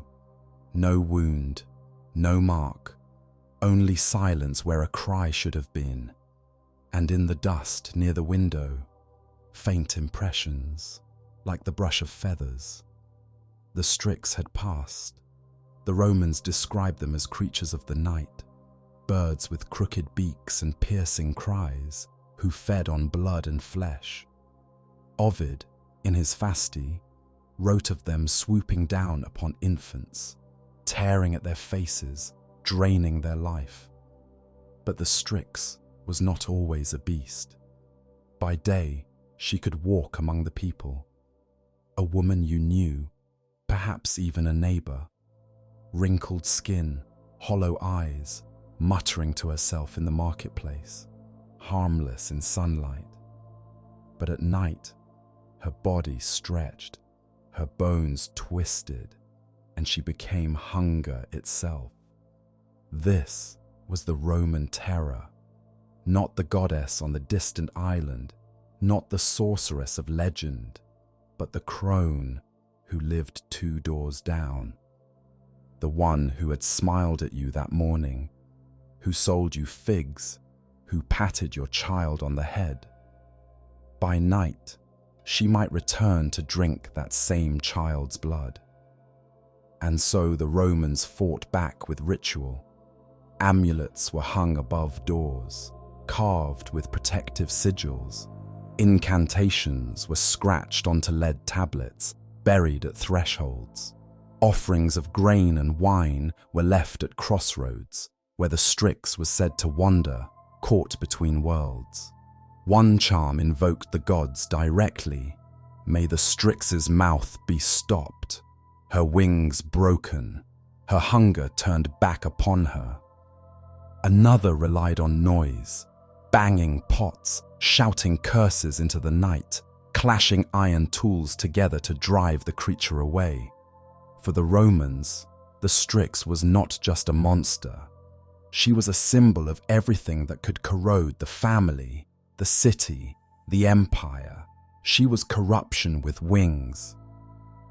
The poets mocked her. Horace named Canidia, a fictional crone who brewed poisons in back alleys and dug up graves by moonlight. But beneath the satire was a real fear. If the Strix could be anyone, then no one was safe. And if the Strix could strike without warning, then no door was strong enough, no family untouchable. That was her power. Not only that she killed, but that she could be one of them. The Strix is the perfect Roman witch, because in an empire that prided itself on order, discipline, and control, she represented the thing Rome could never tame, the chaos that lived within its own walls. The Romans believed in monsters, but the worst monster of all was the one who wore a familiar face by day and sprouted wings by night. The Strix was Rome's nightmare. And she flew on whispering wings, hunting not just the weak, but the certainty that any neighbour could be your enemy. The Romans had always feared witches in alleys and shadows, but in their literature, witches became something darker, creatures so monstrous they seemed born from nightmares, yet always tethered to the fears of the living city. The poets gave them names: Canidia, Erichtho. They were grotesque, filthy, lustful, dangerous. Embodiments not just of sorcery, but of every corruption Rome sought to deny. Lucan's Pharsalia tells of the civil war between Pompey and Caesar, a time when Rome tore itself apart, and in the chaos, he places one of the most terrifying witches ever written, Erichtho. She lives in Thessaly, a land already infamous for witches who could draw down the moon with their incantations. But Erichtho is no ordinary sorceress. She haunts battlefields, scavenging corpses, her hair crawling with snakes, her breath reeking of rot. In one of the most chilling episodes of Roman literature, she is summoned to reveal the fate of the war. But she does not cast lots or gaze into stars. No, she finds a fresh corpse, drags it into her lair, and begins her ritual. She anoints the body with foul ointments. She whispers curses that choke the air. She pours black blood into its mouth, and with a scream, the corpse stirs. Its eyes roll open, glowing faintly. Its lips tremble. And then, it speaks. In a voice not its own, the dead man prophesies doom. Civil war will consume Rome. Blood will flow in rivers. Pompey's cause is lost. Erichtho laughs, satisfied. For her power is not bound by gods or men. She commands the dead themselves to rise and speak. To Lucan's audience, she was more than horror. She was a reflection of Rome itself, a corpse animated, its insides rotting, staggering toward destruction. The witch became the grotesque mirror of a diseased empire. If Erichtho was apocalypse, Canidia was corruption. Horace introduces her as a figure of satire, a grotesque old crone in the back streets of Rome, a woman with wild hair and blackened teeth, reeking of ointments and smoke. At first, she is laughable, but then the laughter turns uneasy, for Canidia is shown mixing poisons in her cauldron, grinding bones into powder and digging up graves by moonlight. In one poem, she buries a child alive to harvest its marrow for spells of lust and vengeance. She becomes the embodiment of every Roman anxiety. The woman who refuses to stay in her place. The woman who uses knowledge of herbs not to heal, but to corrupt. The woman who takes the city's order and defiles it in alleys, in shadows, in whispered curses. Horace may have meant Canidia as satire, a grotesque exaggeration. But satire only works when it strikes something true. The audience laughed and shivered because they knew women like her were rumoured in the streets. Erichtho and Canidia are opposites. Erichtho is apocalyptic, raising corpses to speak the doom of nations. Canidia is intimate, poisoning lovers and cursing rivals in Rome's alleyways.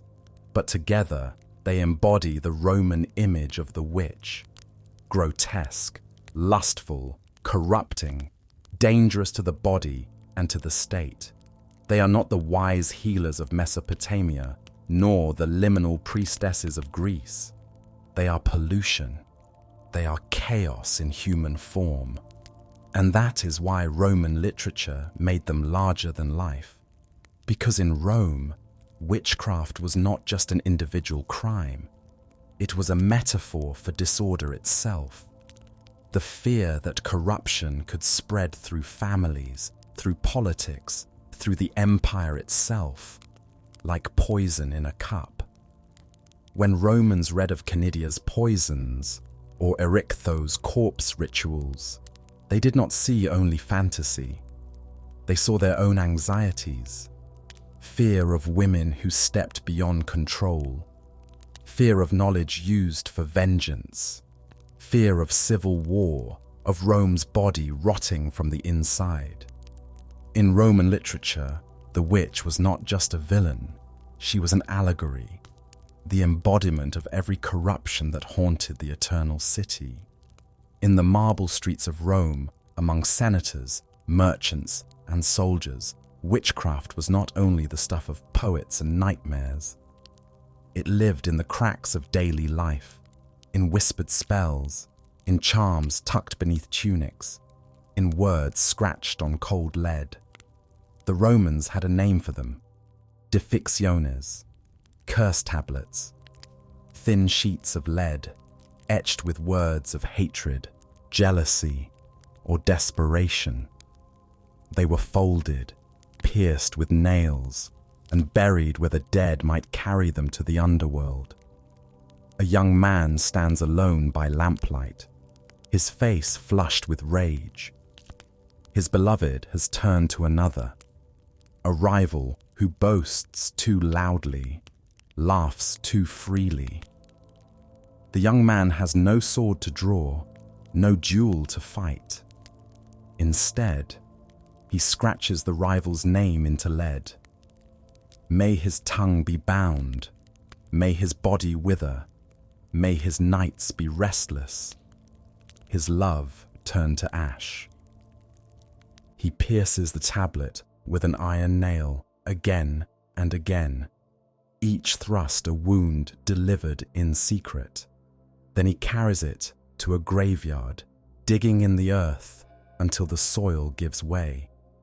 He buries the tablet among the bones, whispering, "Let the dead deliver my curse." For the Romans believed that the underworld listened, that the spirits of the departed carried words like these into the realm of Pluto, where they would be bound into fate. The crowd roars in the Colosseum. 2 gladiators enter the sand, their armor gleaming in the sun. One fights with shield and sword, the other with net and trident. But in the shadows beneath the stands, another kind of battle is being fought. A fan of one gladiator holds a small lead sheet. Upon it is scratched, "May Marcus fall, may his arm be weak, may his eyes be blinded by dust, may my champion strike him down." The tablet is rolled, nailed, and thrust into a crack in the arena walls. To the spectator, it is more than hope, it is sorcery. When Marcus stumbles, when the sword finds his flesh, was it skill, or was it the whispered words of a curse carried by the gods below? Not all magic was so dark. Rome was steeped in smaller charms, spells of love, of protection, of luck. A woman might wear an amulet carved with phalluses or the word abracadabra in a descending triangle, believed to ward off illness. Merchants carved curses onto bowls, setting them in shops to protect against thieves. Farmers muttered invocations as they sowed seeds, calling upon old gods to guard their fields. Even in the kitchens, spells brewed. Herbs were not only medicine, they were enchantments. Dill and garlic against evil, rue against poisons, bay leaves to sanctify homes, and everywhere, suspicion. For the same herbs that could heal might also harm. The same charms that drew love might bind unwilling hearts. The same amulet that promised protection might have been blessed or cursed. The Romans laughed at Canidia. They shuddered at Erichtho. But in truth, they lived surrounded by witchcraft. Deficciones survive by the hundreds, scratched by ordinary hands, not poets. Curses called upon Hecate, Pluto, the Furies. Names of rivals, thieves and lovers remain etched in the metal even now. These tablets are whispers from the past, telling us that witchcraft was not a distant myth nor confined to the back streets. It was a constant part of Roman life, a way for the powerless to strike at the powerful, for the desperate to seize control in a world ruled by fate.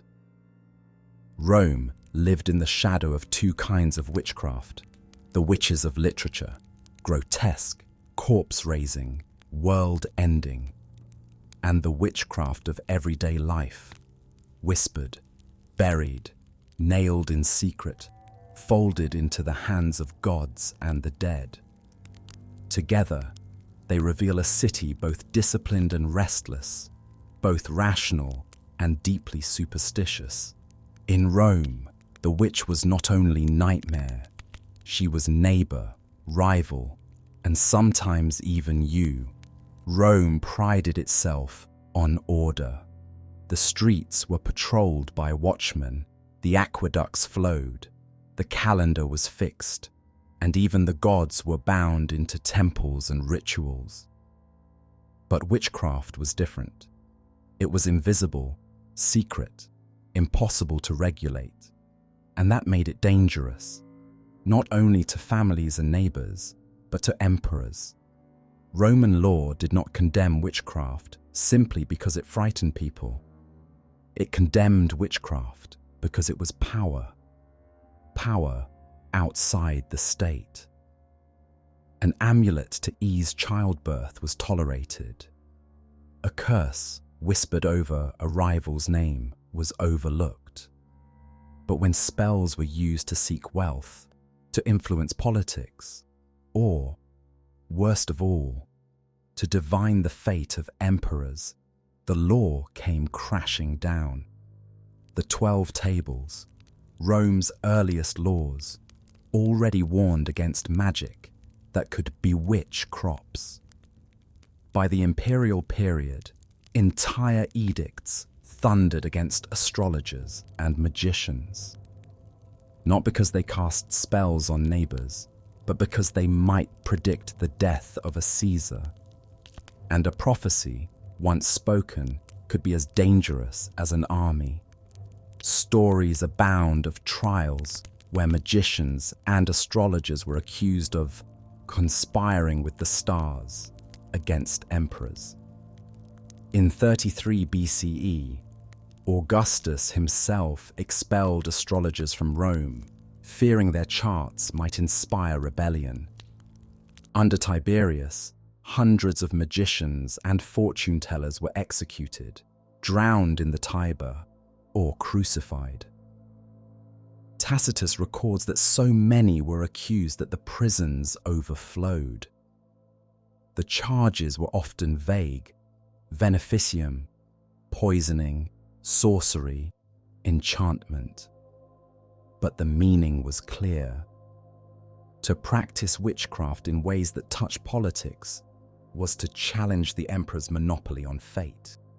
And yet, in the shadows, emperors consulted the very people they condemned. Augustus relied on astrologers in secret. Domitian had magicians in his court. Even the iron-fisted Septimius Severus was said to have trusted sorcerers to guide his campaigns. It was a contradiction Rome never resolved. Publicly, witches and magicians were branded as criminals, corruptors, traitors. Privately, their knowledge was too tempting to ignore. The same city that nailed curses in graveyards also nailed witches to crosses. The same emperors who outlawed prophecy also kept their own astrologers hidden in palace halls. In the end, Rome's struggle with witchcraft was the same struggle it had with every force of chaos. It sought to control it, to bind it, to fold it into law. But witchcraft resisted. You could ban astrologers, you could drown magicians, you could burn curse tablets and outlaw incantations. And still, in the dead of night, lovers carved names into lead. Still, women left offerings at crossroads for Hecate. Still, whispers of witches haunted alleys and tombs. Rome could conquer nations. It could pave roads across continents. But it could never extinguish the fear or the fascination of magic. The eternal city was built on order, and witches in every form were a reminder that no empire, however mighty, could rule the human imagination. Night falls over the eternal city. The marble forums are quiet, the wine shops shuttered. A torch flickers on a street corner, its smoke curling into the dark. Somewhere in the alleys, a beggar mutters charms under her breath. Above the rooftops, wings rustle, perhaps an owl or perhaps something else. In a graveyard beyond the walls, a clay tablet is buried, a rival's name scratched deep into the lead. In Rome, the witch was never confined to one shape. She was the blood-drinking Strix, the shadow that stole infants from their cradles. She was Canidia and Erichtho, grotesque villains of poetry, conjuring poisons and corpses on the page. She was the jealous lover, the gambler, the gladiator's fan, anyone who turned to a curse tablet in secret. And she was the sorcerer or astrologer dragged before an emperor, condemned not for superstition, but for power. The witch in Rome was myth, satire, practice, and politics all at once. She was not only the nightmare at the edge of the bed, but the corruption within the empire itself, the fear that lust, envy, and vengeance could not be controlled, even in a city of laws. If Greece gave us the witch as temptation, Rome gave us the witch as corruption, the rot woven into the heart of empire, a shadow that no torch could ever fully chase away. We travel north to the frozen edge of the world. The year is uncertain, perhaps the 9th century, perhaps earlier still, But the land is unmistakably Norse. The forests here are dark and endless, their pines heavy with snow. Wolves prowl at their borders, their howls rolling through the valleys like a warning. Mountains rise jagged against a grey sky, capped with ice, their peaks lost in storm clouds. Beyond them, fjords cut deep into the land, their waters black and fathomless, filled with the cry of gulls and the hiss of cold waves. Life here is harsh. A family huddles in their longhouse, a low timber hall sealed with tar against the biting wind. The roof beams groan under the weight of snow. Inside, the fire crackles in the central hearth, its smoke rising through a hole in the roof, filling the air with the smell of ash and pine. The children wrap themselves in woolen blankets, the mother stirring a pot of thin stew while the father mends a fishing net by the firelight. The winter has been cruel. The sea has yielded little. The stores of grain grow thin. At night, when the wind screams through the cracks in the door, the family whispers of their fear. Will the spring come soon enough?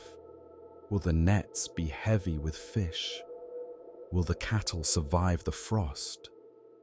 And when fear grows too sharp, when the line between survival and ruin narrows, their thoughts turn to one thing: cedar. Cedar is the magic of the north, old, deep, dangerous. It is no idle superstition, no children's tale whispered by the fire. Here, it is power. It can bless the crops, bring fish to the nets, summon winds to carry a ship across the sea. It can heal the sick or curse the living. But cedar is not for everyone. Few dare to touch it. For the Norns, the weavers of fate, are jealous of their threads, and to meddle too much with destiny is to invite their wrath. And yet, in times of desperation, when the fire burns low and hunger claws at the belly, the people turn to her. The Volva. She walks the snowy paths between villages, wrapped in heavy furs, a staff of carved runes in her hand. Her eyes are said to see what lies beyond sight. Her voice carries the songs that can bend destiny itself. When she comes, the villagers leave offerings at her feet, food, cloth, sometimes even silver. She is welcomed with awe and with unease, for they know that what can bless can also curse. The same voice that promises a harvest can just as easily bring famine. The same song that heals can summon storms. In the longhouse, as the family stirs their thin stew, someone whispers that perhaps the Volva must be called. The cattle are sick, the youngest child burns with fever, and the ice has locked the boats in the fjord. Only she can see what lies ahead.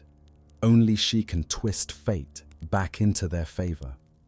The Witch of the North is not just feared. She is revered. A voice in the darkness, a hand upon the threads of fate, a figure both holy and untamed.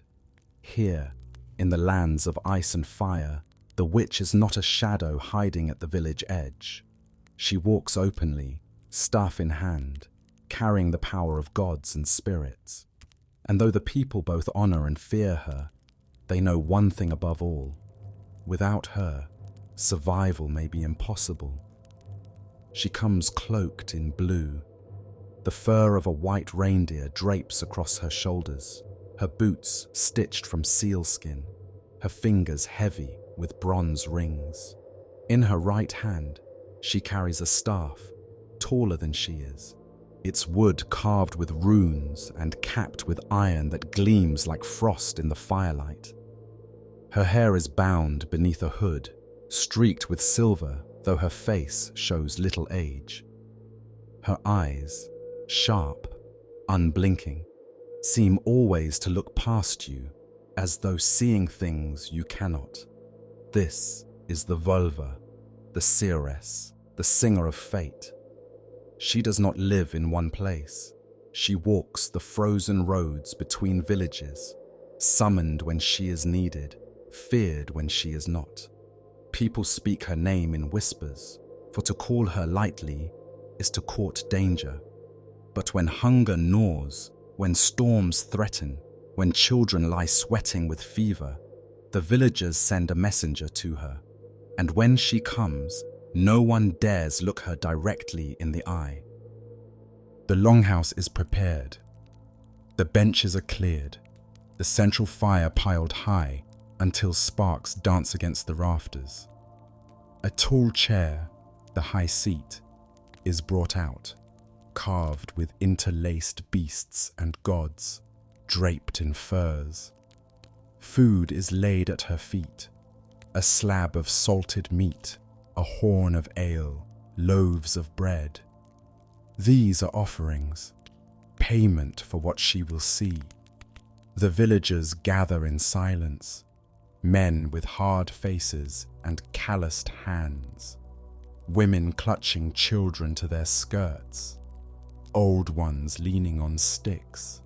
They make the sign of Thor's hammer over their chests, but their eyes linger on her staff.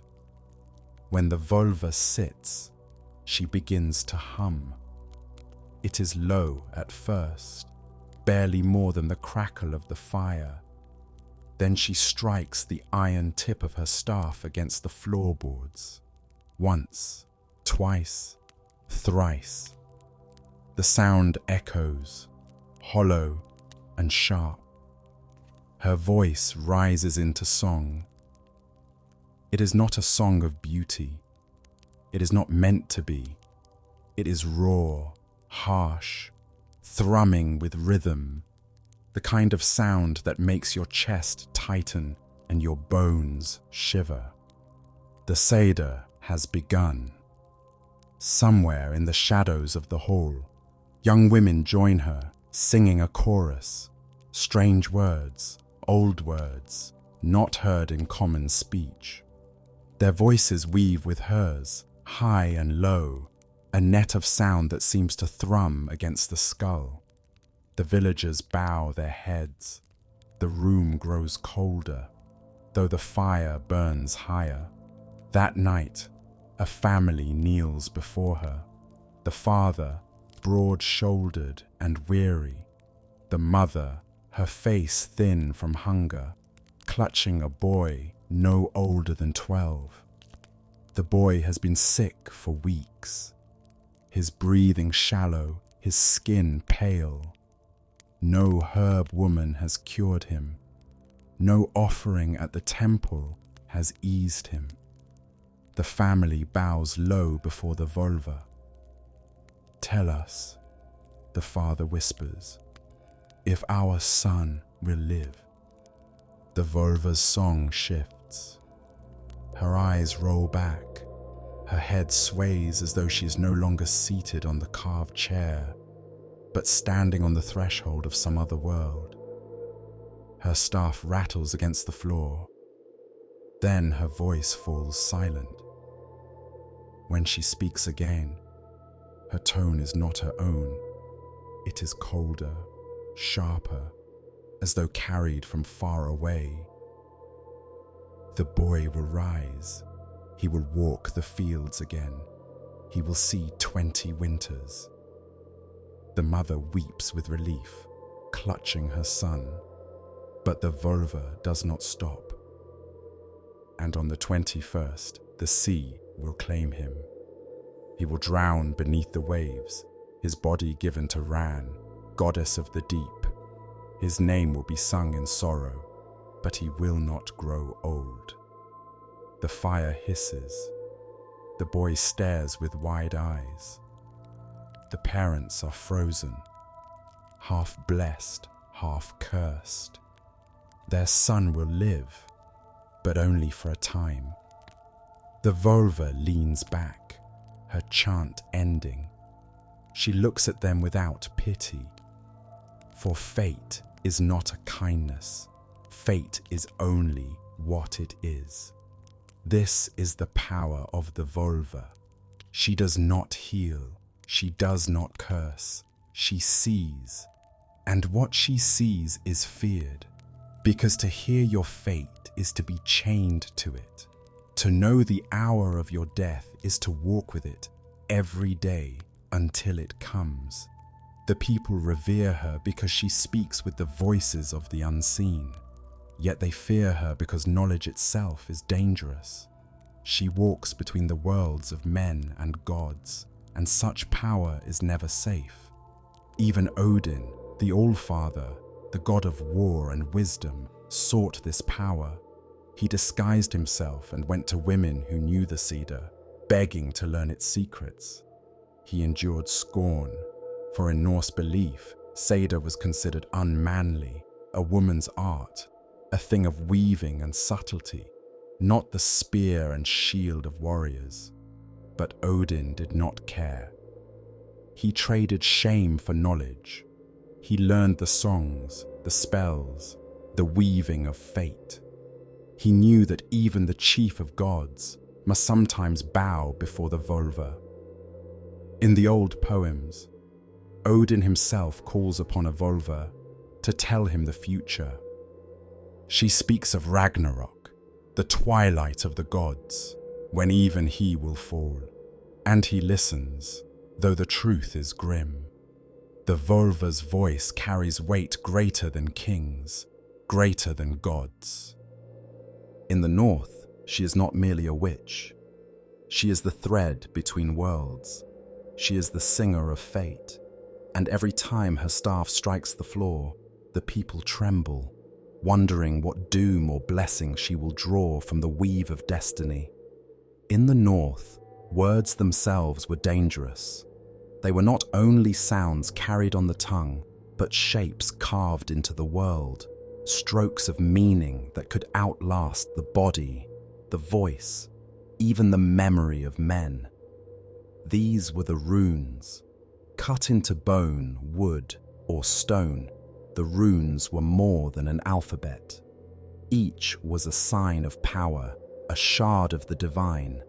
They were said to have been won by Odin himself, who hung for 9 nights upon the world tree Yggdrasil, pierced by his own spear, neither fed nor given drink. And at the end of his agony, he grasped them, the runes, secrets of the cosmos, gifts torn from the roots of creation. To write a rune was to touch that divine theft, to carry a scrap of godly power in the palm of your hand. Runes could bless, they could heal, they could protect. A carver might inscribe algies, the rune of protection, upon the threshold of a hall, so that no sickness or spirit might cross. Another might carve fehu, the rune of cattle, onto a charm, praying that her herd would grow fat through the winter. Warriors carried blades etched with runes of victory, their edges gleaming with more than steel. But the same power that could save could also kill. The same staves that healed could turn to poison if written poorly. The same protection, if reversed, could become a curse. There is a tale told of a young warrior, proud and reckless. Before battle, he sought out a carver, demanding that his blade be etched with runes that would make him unstoppable. The carver warned him, "Runes are not toys. They are living fire. Mishandled, they burn their master." But the warrior insisted, and so the runes were carved. When battle came, the young man fought with fury. His blade sang as it cut, and men fell before him as though struck not by steel, but by fate itself. But as the day waned, his triumph turned strange. His eyes glazed, his arms shook. He slashed not only at foes, but at friends. And when the field grew quiet, he was found dead, his chest split open, his own blade buried deep in his heart. The runes had not lied. They had given him victory, but they had also claimed their due. Another story is told of a girl who lay sick, her body wasting, her breath thin. A healer carved runes upon a strip of bark, dipped it in water, and gave it to her to drink. But the runes had been set wrong, the lines crooked, the words tangled. Instead of healing, the sickness deepened. Within days, she was gone. The healer carved again, desperate, but each stroke only made the curse heavier. The wrong rune had bound her to death.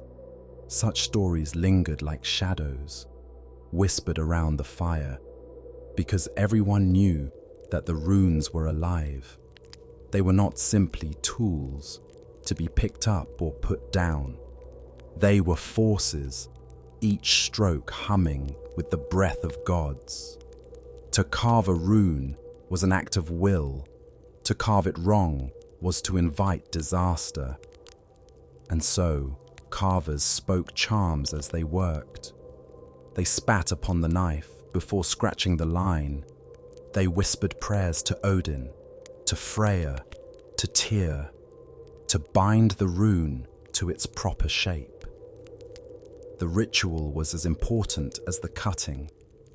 Without it, the marks were only scratches.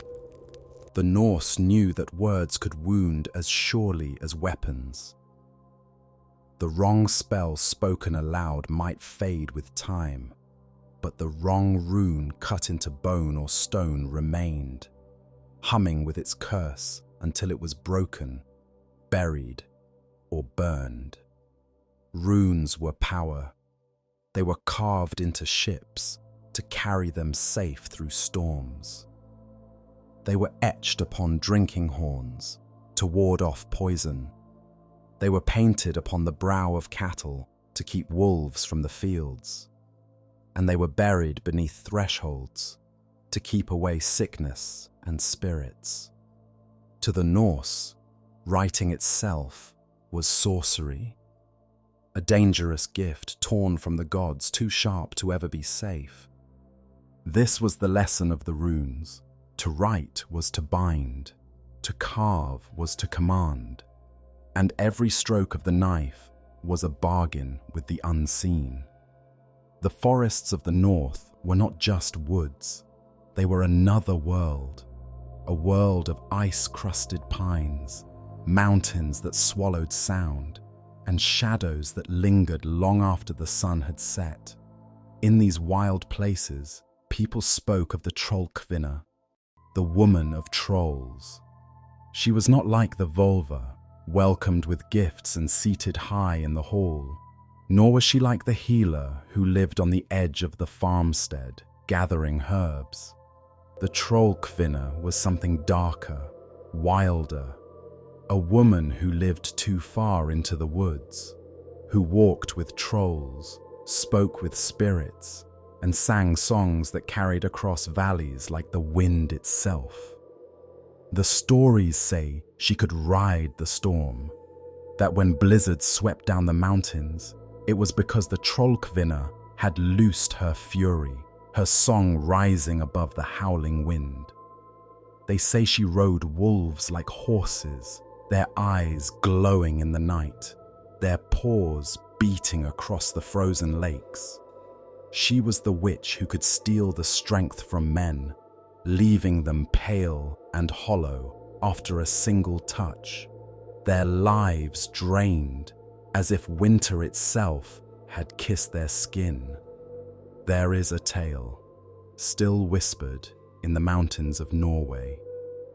A hunter set out one evening, bow on his back, chasing a stag into the high forest. Snow fell heavy, covering his tracks, but he swore he could hear something ahead of him.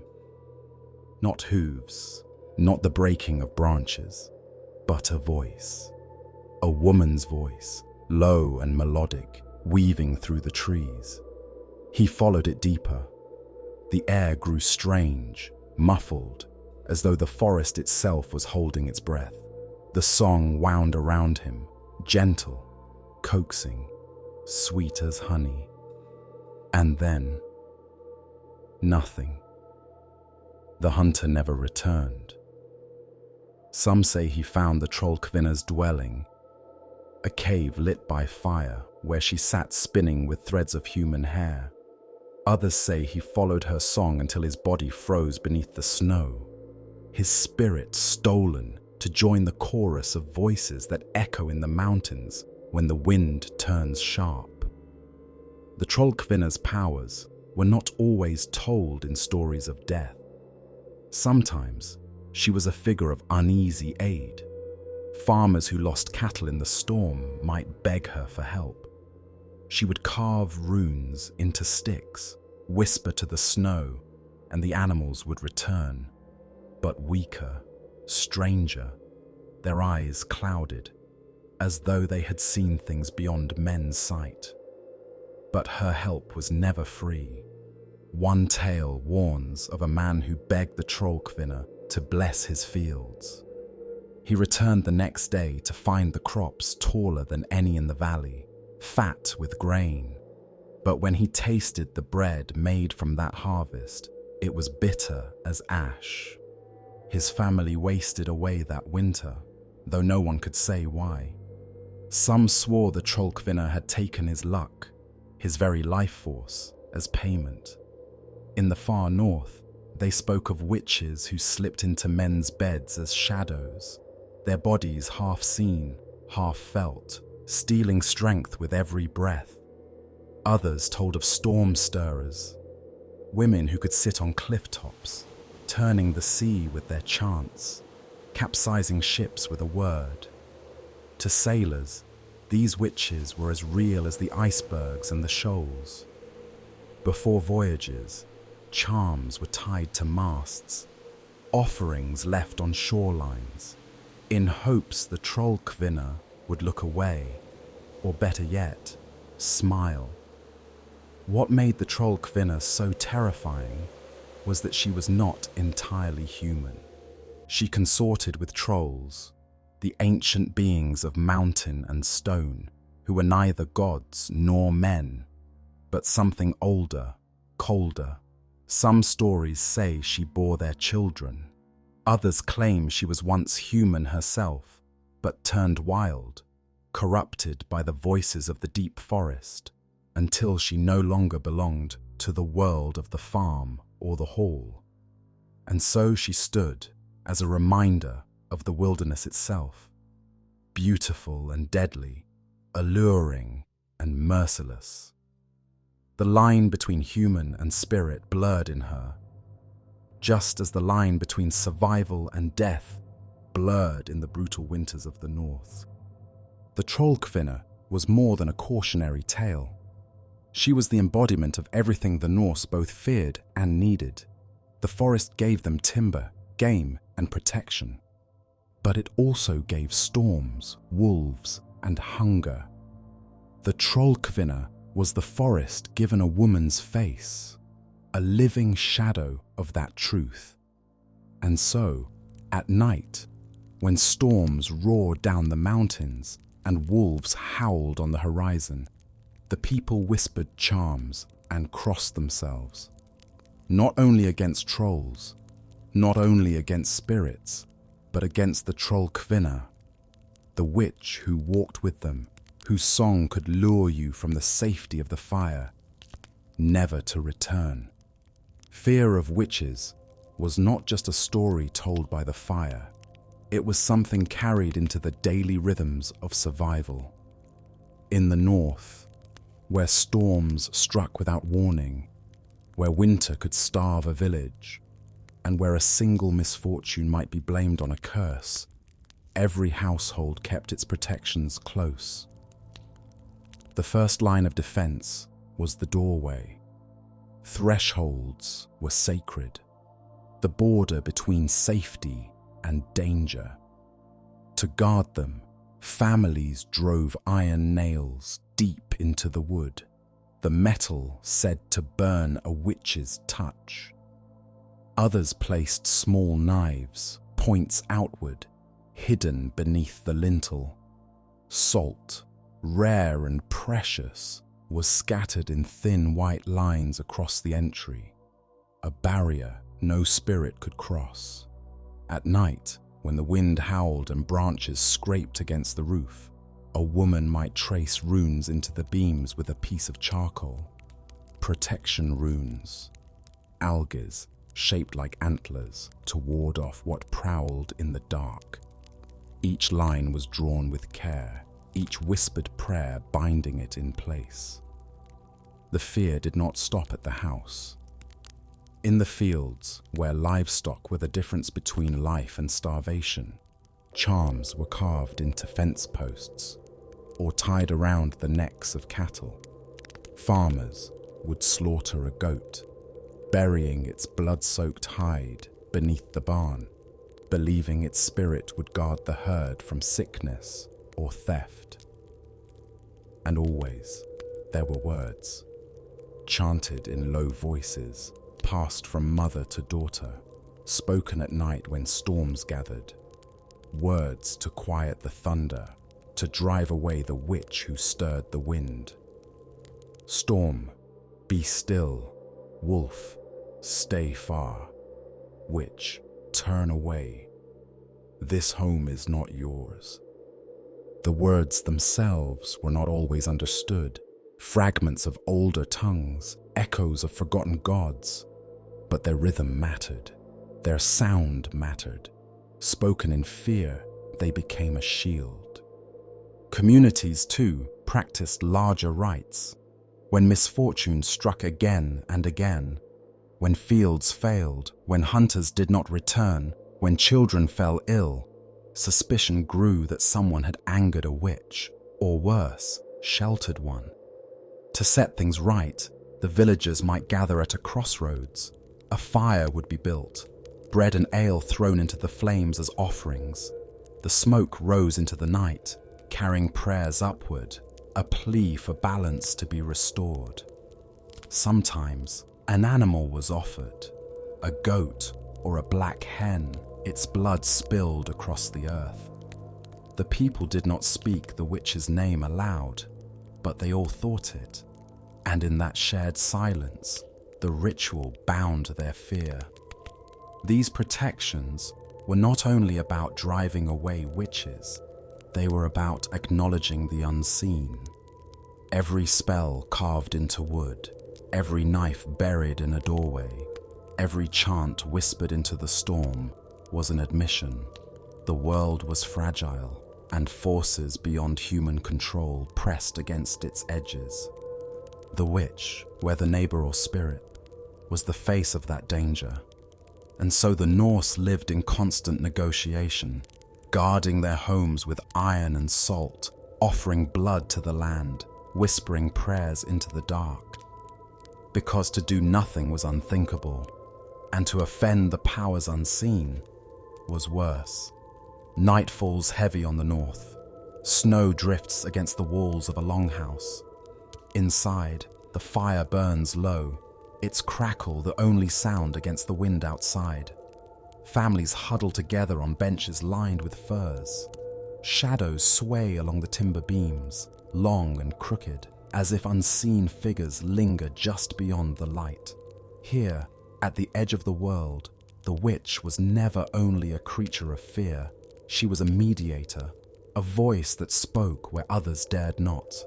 The Volva, cloaked in blue, who sang the song of fate, the Trollkvinna in the mountains, whose whispers could bend storms and twist a man's strength, the runes carved into bone and wood, binding protection or unleashing ruin.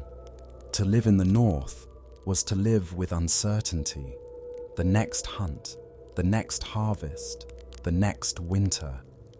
And in that uncertainty, witches became the voices of destiny itself, feared, honored, and never fully trusted. If Mesopotamia gave us the first demons, stealing infants from their cradles, if Egypt gave us sorcery that dared to trespass against the order of the gods, then the Norse gave us witches as the singers of fate, women who stood at the threshold of the human and the divine. Their firelight still flickers, their shadows still linger, and even now the echo of their voices carries in the howl of the northern wind. It is the 12th century. Europe is a patchwork of small villages, each clinging to life at the edge of the wilderness. Fields of wheat and barley stretch outward, but always, beyond the hedges and fences, the forest waits. The forest is everything. It is the source of firewood, of game, of herbs gathered by careful hands. Men slip into its shadows to hunt deer and boar. Women cut through the underbrush to gather mushrooms, berries, and plants that might heal or harm. The forest feeds and warms the village, yet it never belongs to them, because the forest is also terror. It is where wolves howl at night, their cries carried on the wind, where travelers vanish, leaving only broken carts and scattered footprints, where bandits lurk, hidden beneath the canopy. And deeper still, past where even hunters dare tread, there are things without names, spirits that whisper in the rustling leaves, shapes glimpsed between trees that vanish when you look twice. In the minds of villagers, the forest was never silent. It breathed, it moved, it hungered, and those who lingered too long beneath its branches often returned changed or not at all. Parents warned their children, do not wander past the fields, do not follow the sound of voices among the trees. And if you see a light flickering in the distance, turn back. Because in the forest, every shadow was a threat, every stranger a danger, and sometimes the danger wore a human face. For beyond the walls of the village, at the border where field met wood, there were cottages, smoke curling from their roofs, herbs strung to dry from their rafters. Inside lived women who knew too much, of roots that cured fevers, of charms that eased childbirth, of words whispered in the old tongue when the church bell fell silent. To some, they were healers. To others, they were something far darker. In these forests, the witch was not yet the devil's handmaid. She was older, wilder, a figure shaped from hunger and fear. A woman who lived close to the wilderness, and in doing so, became part of it. And so, in the medieval imagination, the forest became her domain, a place where a crone's hut might wait on hidden paths, where a hungry stranger might smile too wide and offer food too freely, where voices called from the shadows, leading children away from safety. Here, in the dark heart of the woods, the witch was born again, not as goddess or demon, but as neighbour and nightmare both. In the forests of the Slavs, the trees grow so thick their branches blot out the sun. The air is heavy with moss and damp earth. To wander here is to feel watched, as though the forest itself waits for you to falter. And it is here, villagers whispered, that she lived, not in a cottage like any other woman, but in a hut that stood on chicken legs. The legs creaked and scratched at the ground, lifting the hut and setting it down again, never still, always restless. The windows glowed red with firelight, as if the house itself had eyes.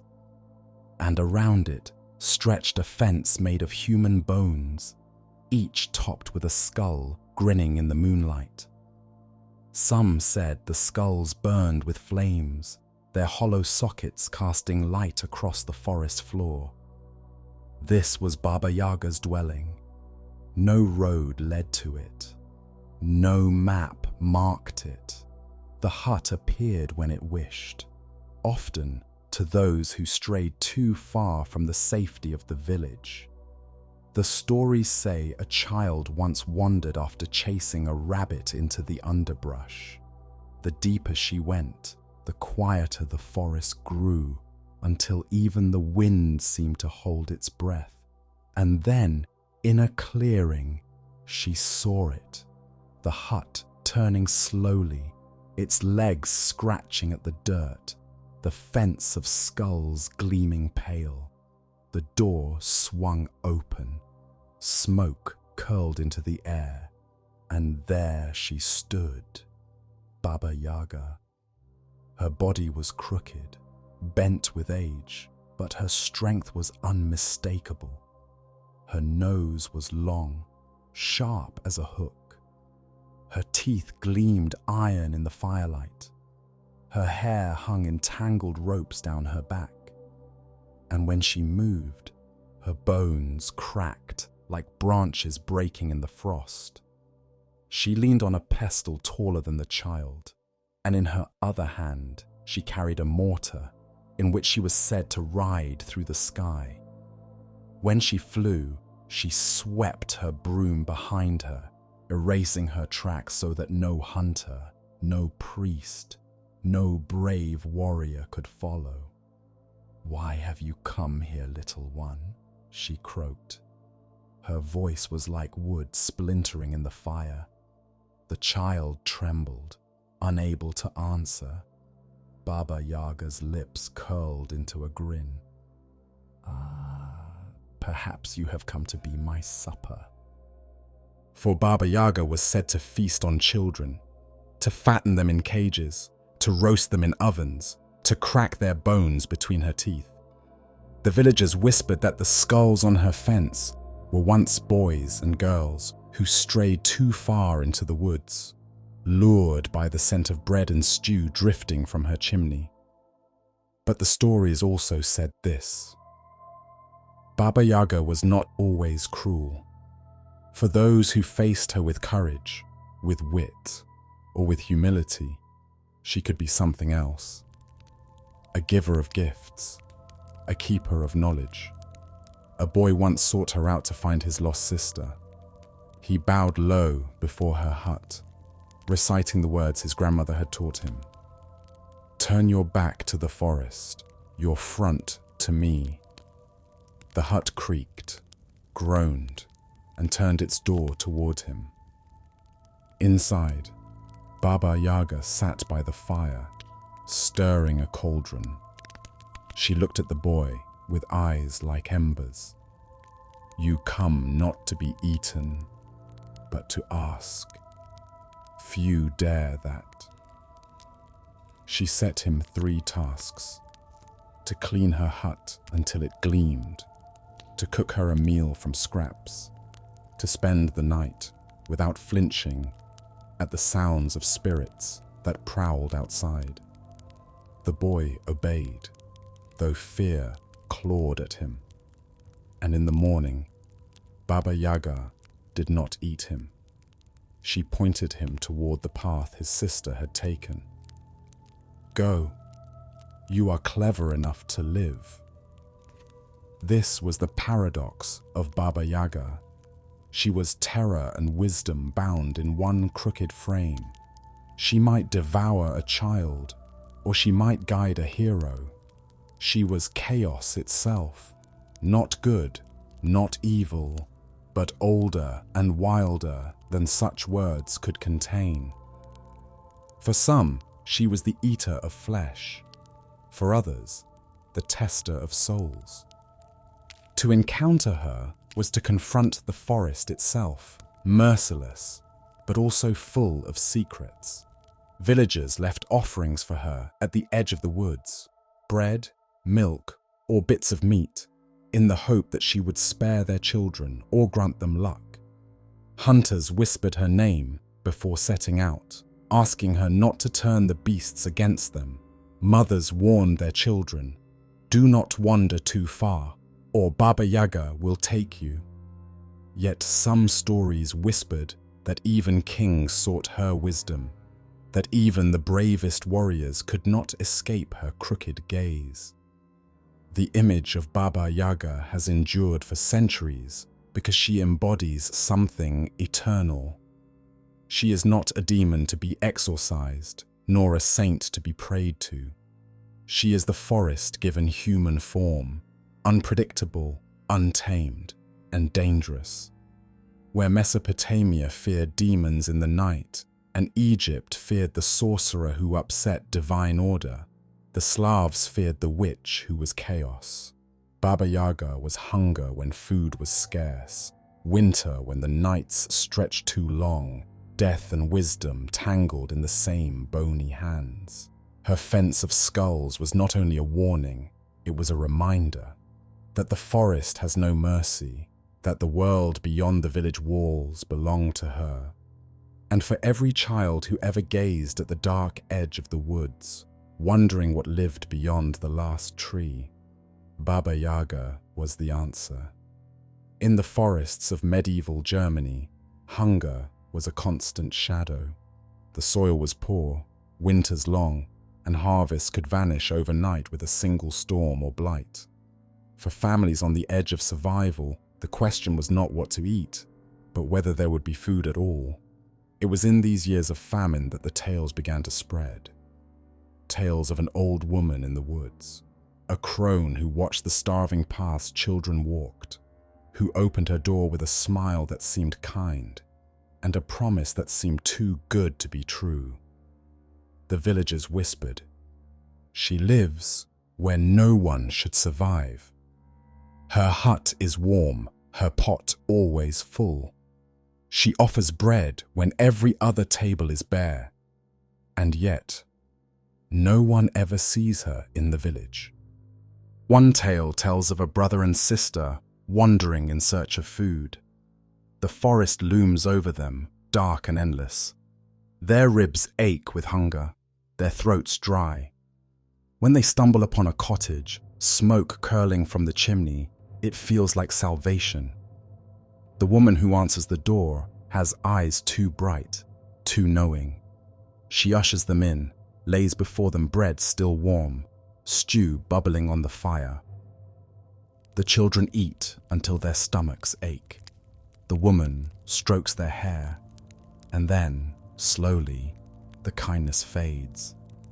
The girl is given chores, sweeping, fetching water, scrubbing the hearth. The boy is locked in a cage, the bars fashioned crudely of wood, but strong enough. Every morning, she checks his fingers, waiting for the flesh to grow plump. Every night, she stokes the oven, its mouth glowing red with embers. And when the girl begins to tremble, she says, "Do not fear, little one.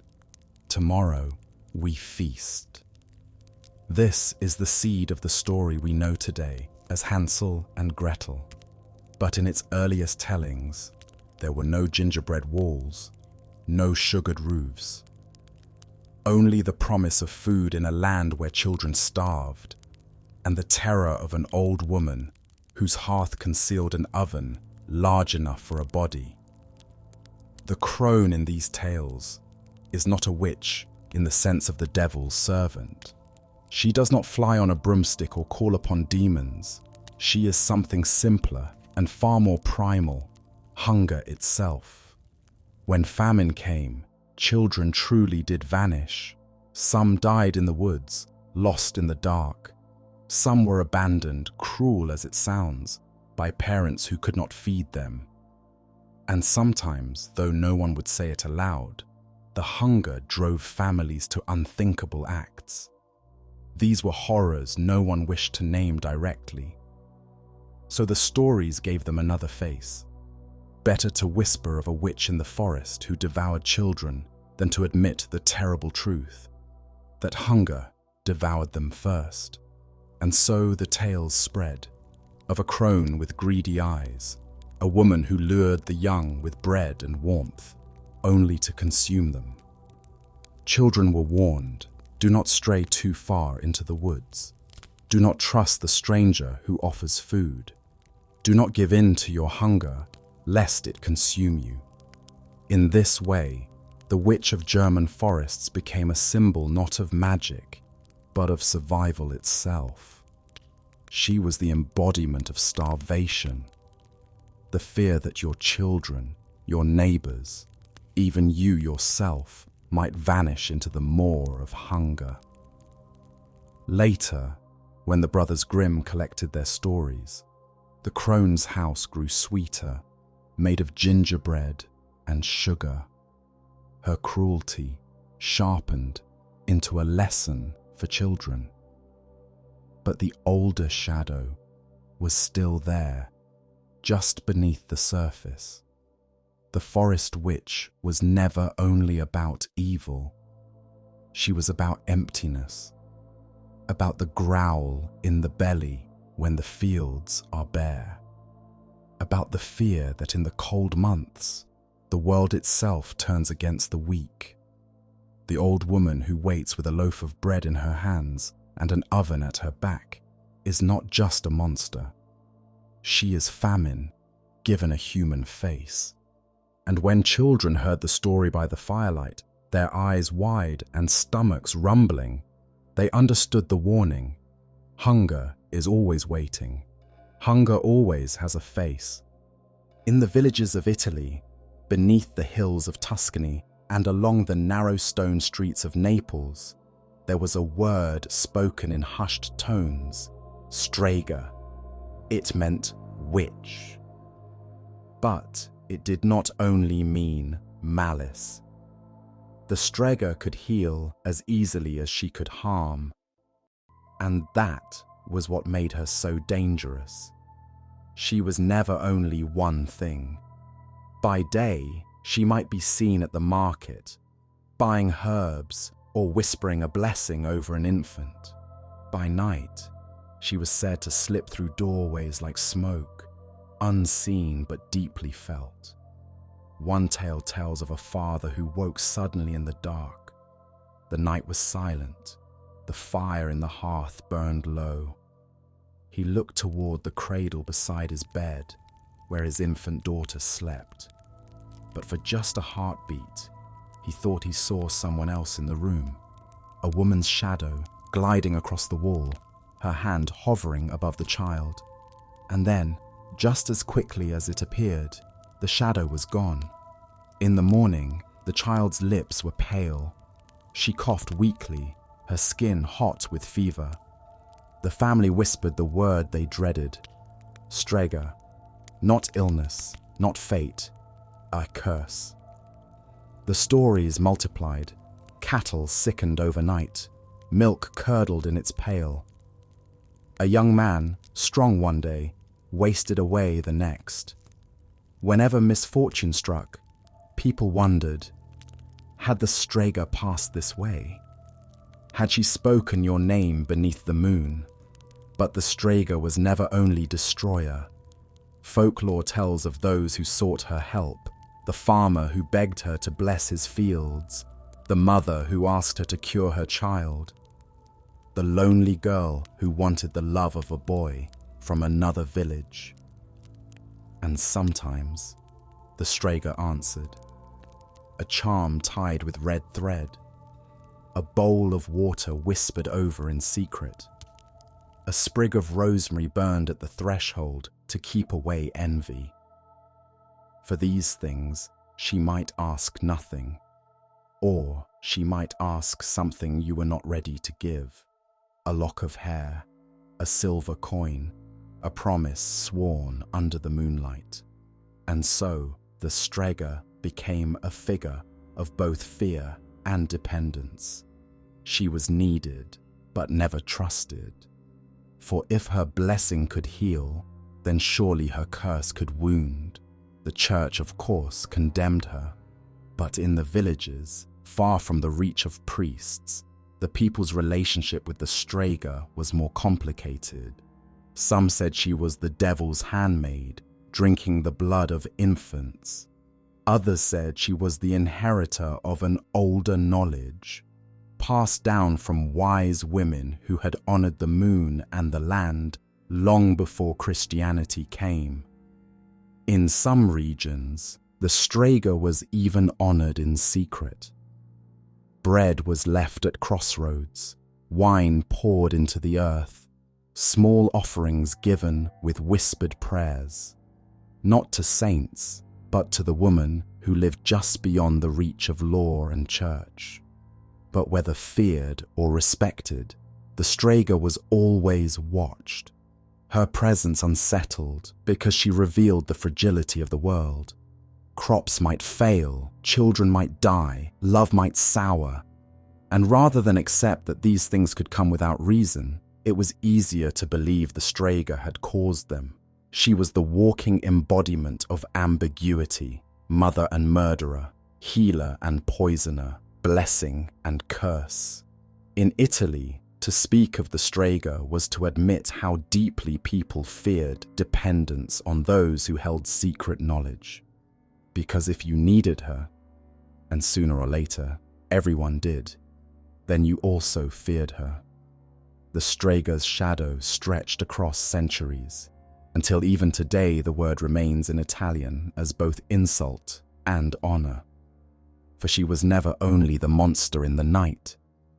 She was also the one who carried in her hands the mysteries of healing, the whispers of the moon, and the terrible power of being both loved and hated at once.